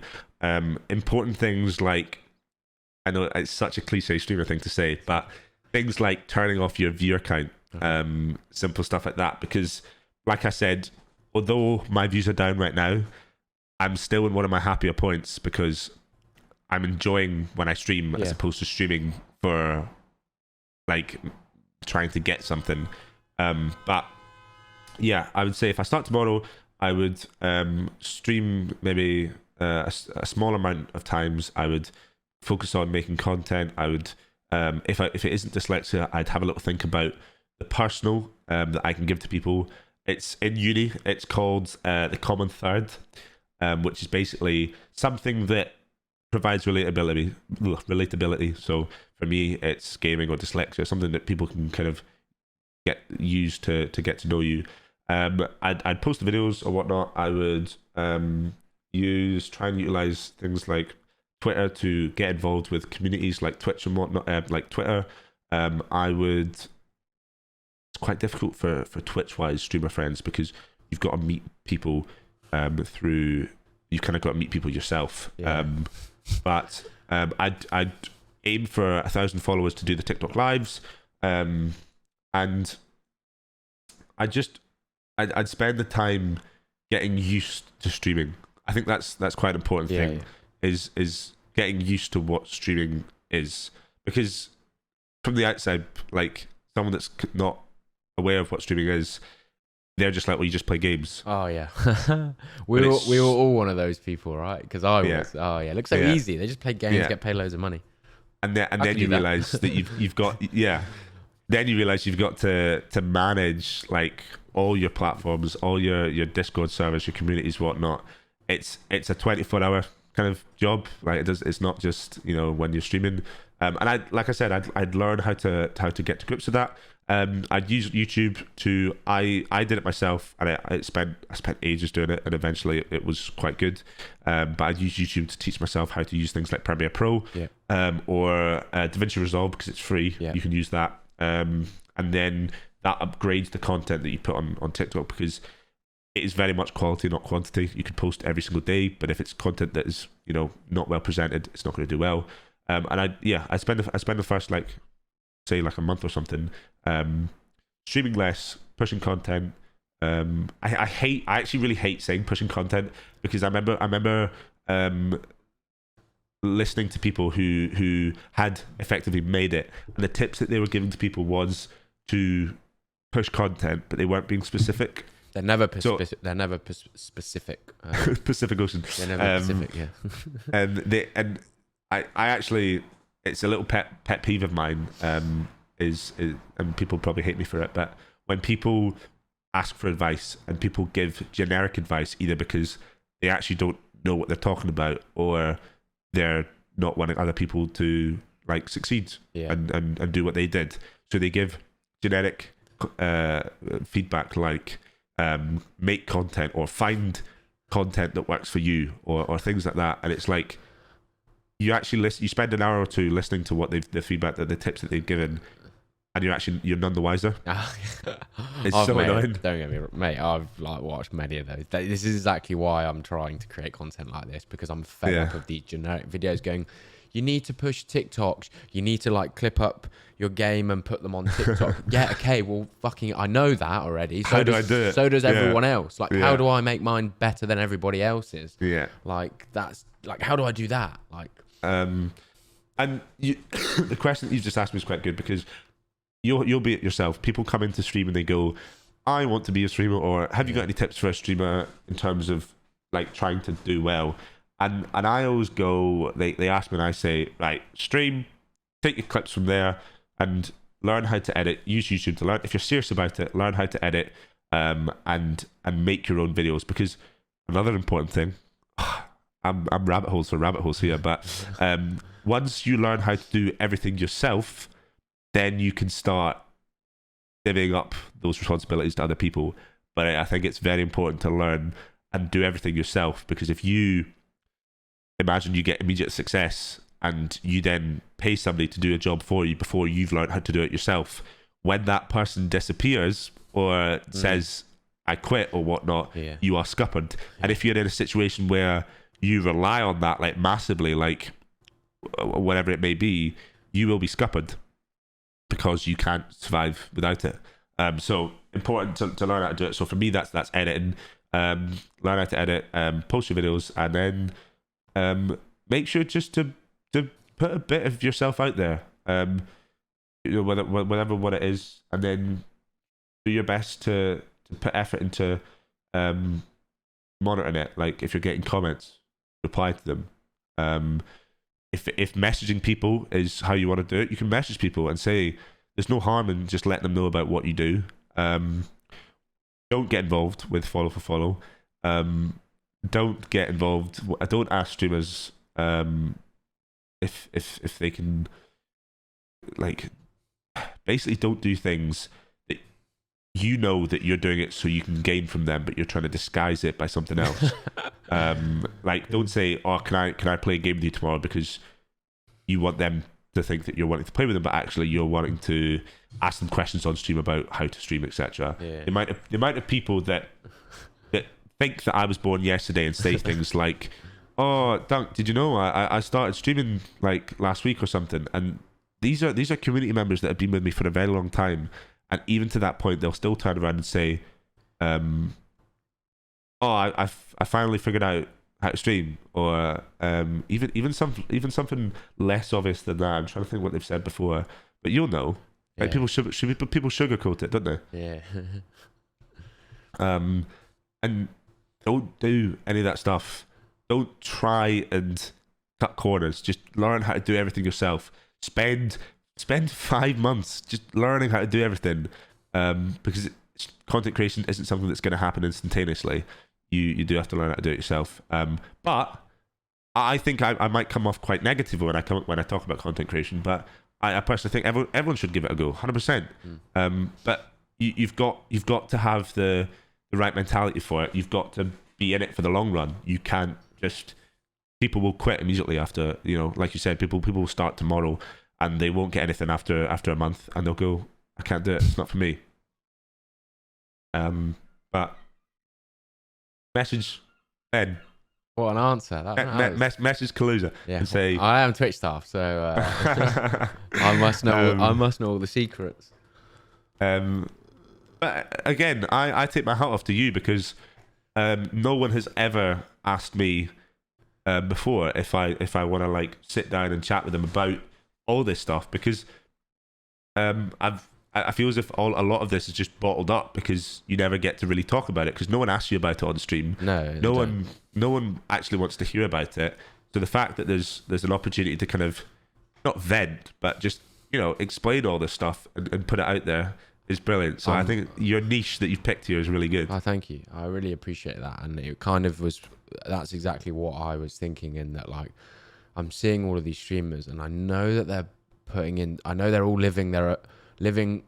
they're all fighting their own battles, like to make this work for them. Whether they've got a job or whether they're full time, relying on their income. Like, I know that they're all, apart from these guys that are like just kind of just like where money's growing on trees for them. Yeah. Like, lots of these other streamers, it's perceived that because they're on 100 viewers or 150 viewers, they're doing really well, and I'm like, they're still in the trenches, like, and so I'm like, I want to hear their story. I want them to, like, not vent, but like give an opportunity to like talk about all this shit that's bottled up that I know that they don't usually talk about.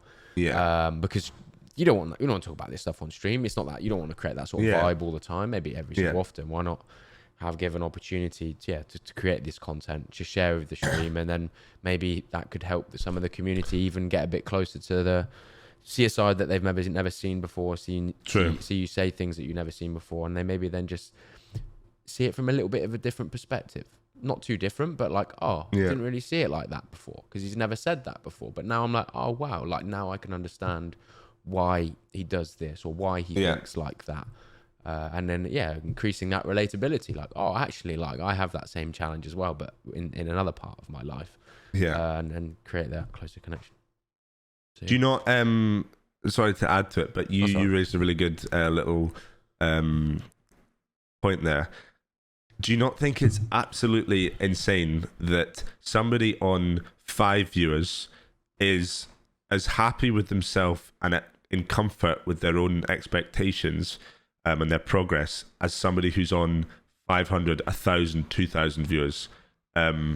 Because, in my opinion, when your viewership goes up and your success goes up, you remain in a somewhat similar kind of sense of happiness about it, because your own expectations come up with it. So when you're on 5 viewers, you're still as keen.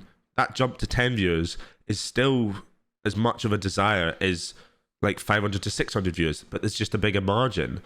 But they're just as content with where they are at the time, because their expectations are, they've come up with where they've pretty much grown to. Because I remember when my viewers have really, really varied over however very long I've been doing this, but there's been times when I've been happier with 30 viewers than I have when I've been at like 60 or something. Because if I've been at 60 viewers, but I've come down from like 75 or 80, I'm going to be in a I say a worse mental. Yeah. I'm going to be less happy about it than if I'm at 30, but I've come up from 25.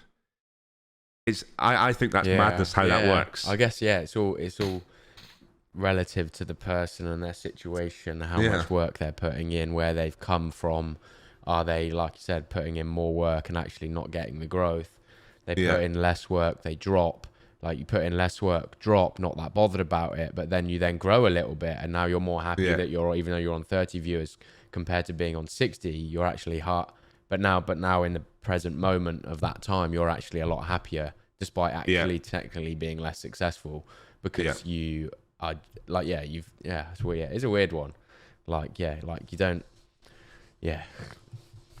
Listen, if I can shake your hand, I would, Ben. There you go. It's been brilliant. Let's so wrap thank it you up very before. It's been a pleasure. It was really interesting talking some of that. Before I go, like, what would say? Where can people find you? Like on socials, and like when do you stream? You have said, but like if you could just say it again. Yeah.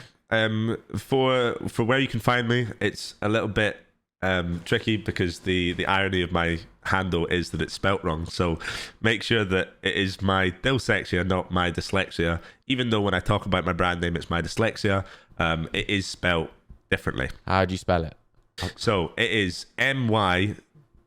You're asking a dyslexic person to spell a really difficult word. Why is dyslexia such a difficult word to spell as it is? That's the big question. Who chose for the word for people who struggle to spell and struggle I with... I literally couldn't even spell it. If you asked me to spell it, there's no way I could spell that. So it is MyDylsexia. So it's MyDylsexia. Yeah. I am currently working full time as a teacher, so I'm working Monday to Friday, and I will stream at the weekends. I'll do a Friday stream or at 6 p.m. and I'll do a Saturday stream at roughly around sometime in the afternoon, like 2 o'clock UK time. And if I find myself with free time during the week, I will stream a little kind of evening stream till about probably 9:30 at the latest. Nice. Streaming what? What are you streaming at the moment? So currently I'm in a toxic relationship with Valorant. Nice. I'm enjoying the grind on ranked Val. I've made loads of streamer friends who I'm really kind of, I feel as if I'm in a good space with them. I'm kind of interacting with them, and it's good to kind of come on in the evening and stream, and they come in and check in. One thing I will say that is a big thing for me in terms of who I choose to basically stick around with is streamers that make an effort to come and just say hello. Like admittedly I am quite bad for it because I'm working, but I also don't use Twitch that much myself, ironically, but I will try just to pop in, whether it's 15 seconds or more, just to say hello, good evening, what's going on, and then I'll say, right, but thanks for chatting, I need to boogie. So when people make an effort with that with you, it's quite a big thing to me. I immediately go, okay, this person's someone to stick around with. But that's my handle. In terms of socials, I use TikTok a lot. Twitter is a kind of platform for me, just kind of sticking out a couple of ideas in my head, what I'm thinking during the day. Yeah. Instagram's a really good platform for me because I do a lot of polls and questions relating to finding out stuff. So if you're ever wanting to either find out a bit more of my day-to-day life or input some of yourself in Instagram polls, whether I'm asking questions about what your Subway order is or what games you're playing, it's still good to find out a little bit about you. Nice. So those are ones that I use. Sweet. Wow. I think we're done then. What a conversation. I loved it. That was great. Thank you for being part of the podcast. I really appreciate it. I'm sure we will catch up offline. Good luck with your job. Good luck with streaming. Good luck with thank you very much finding a balance and being happy. True that. Cheers to that. and I hope one day you can be successful in whether it's teaching, whether it's streaming. We shall see. Likewise to yourself, and I really do appreciate you having on me. I know we've been kind of streamer friends for a wee while now, and it is one of those things where you might not speak to someone as much and often, but you still know that you're still on the same kind of level of friendship with them, regardless whether it happens or not. But I've always wanted to be on a wee podcast. I really like the idea of doing a podcast and whatnot. So you are smashing it, my friend. Sweet. And I wish you the best. Sweet, man. Thanks, man. Take it easy. Likewise. Bye bye.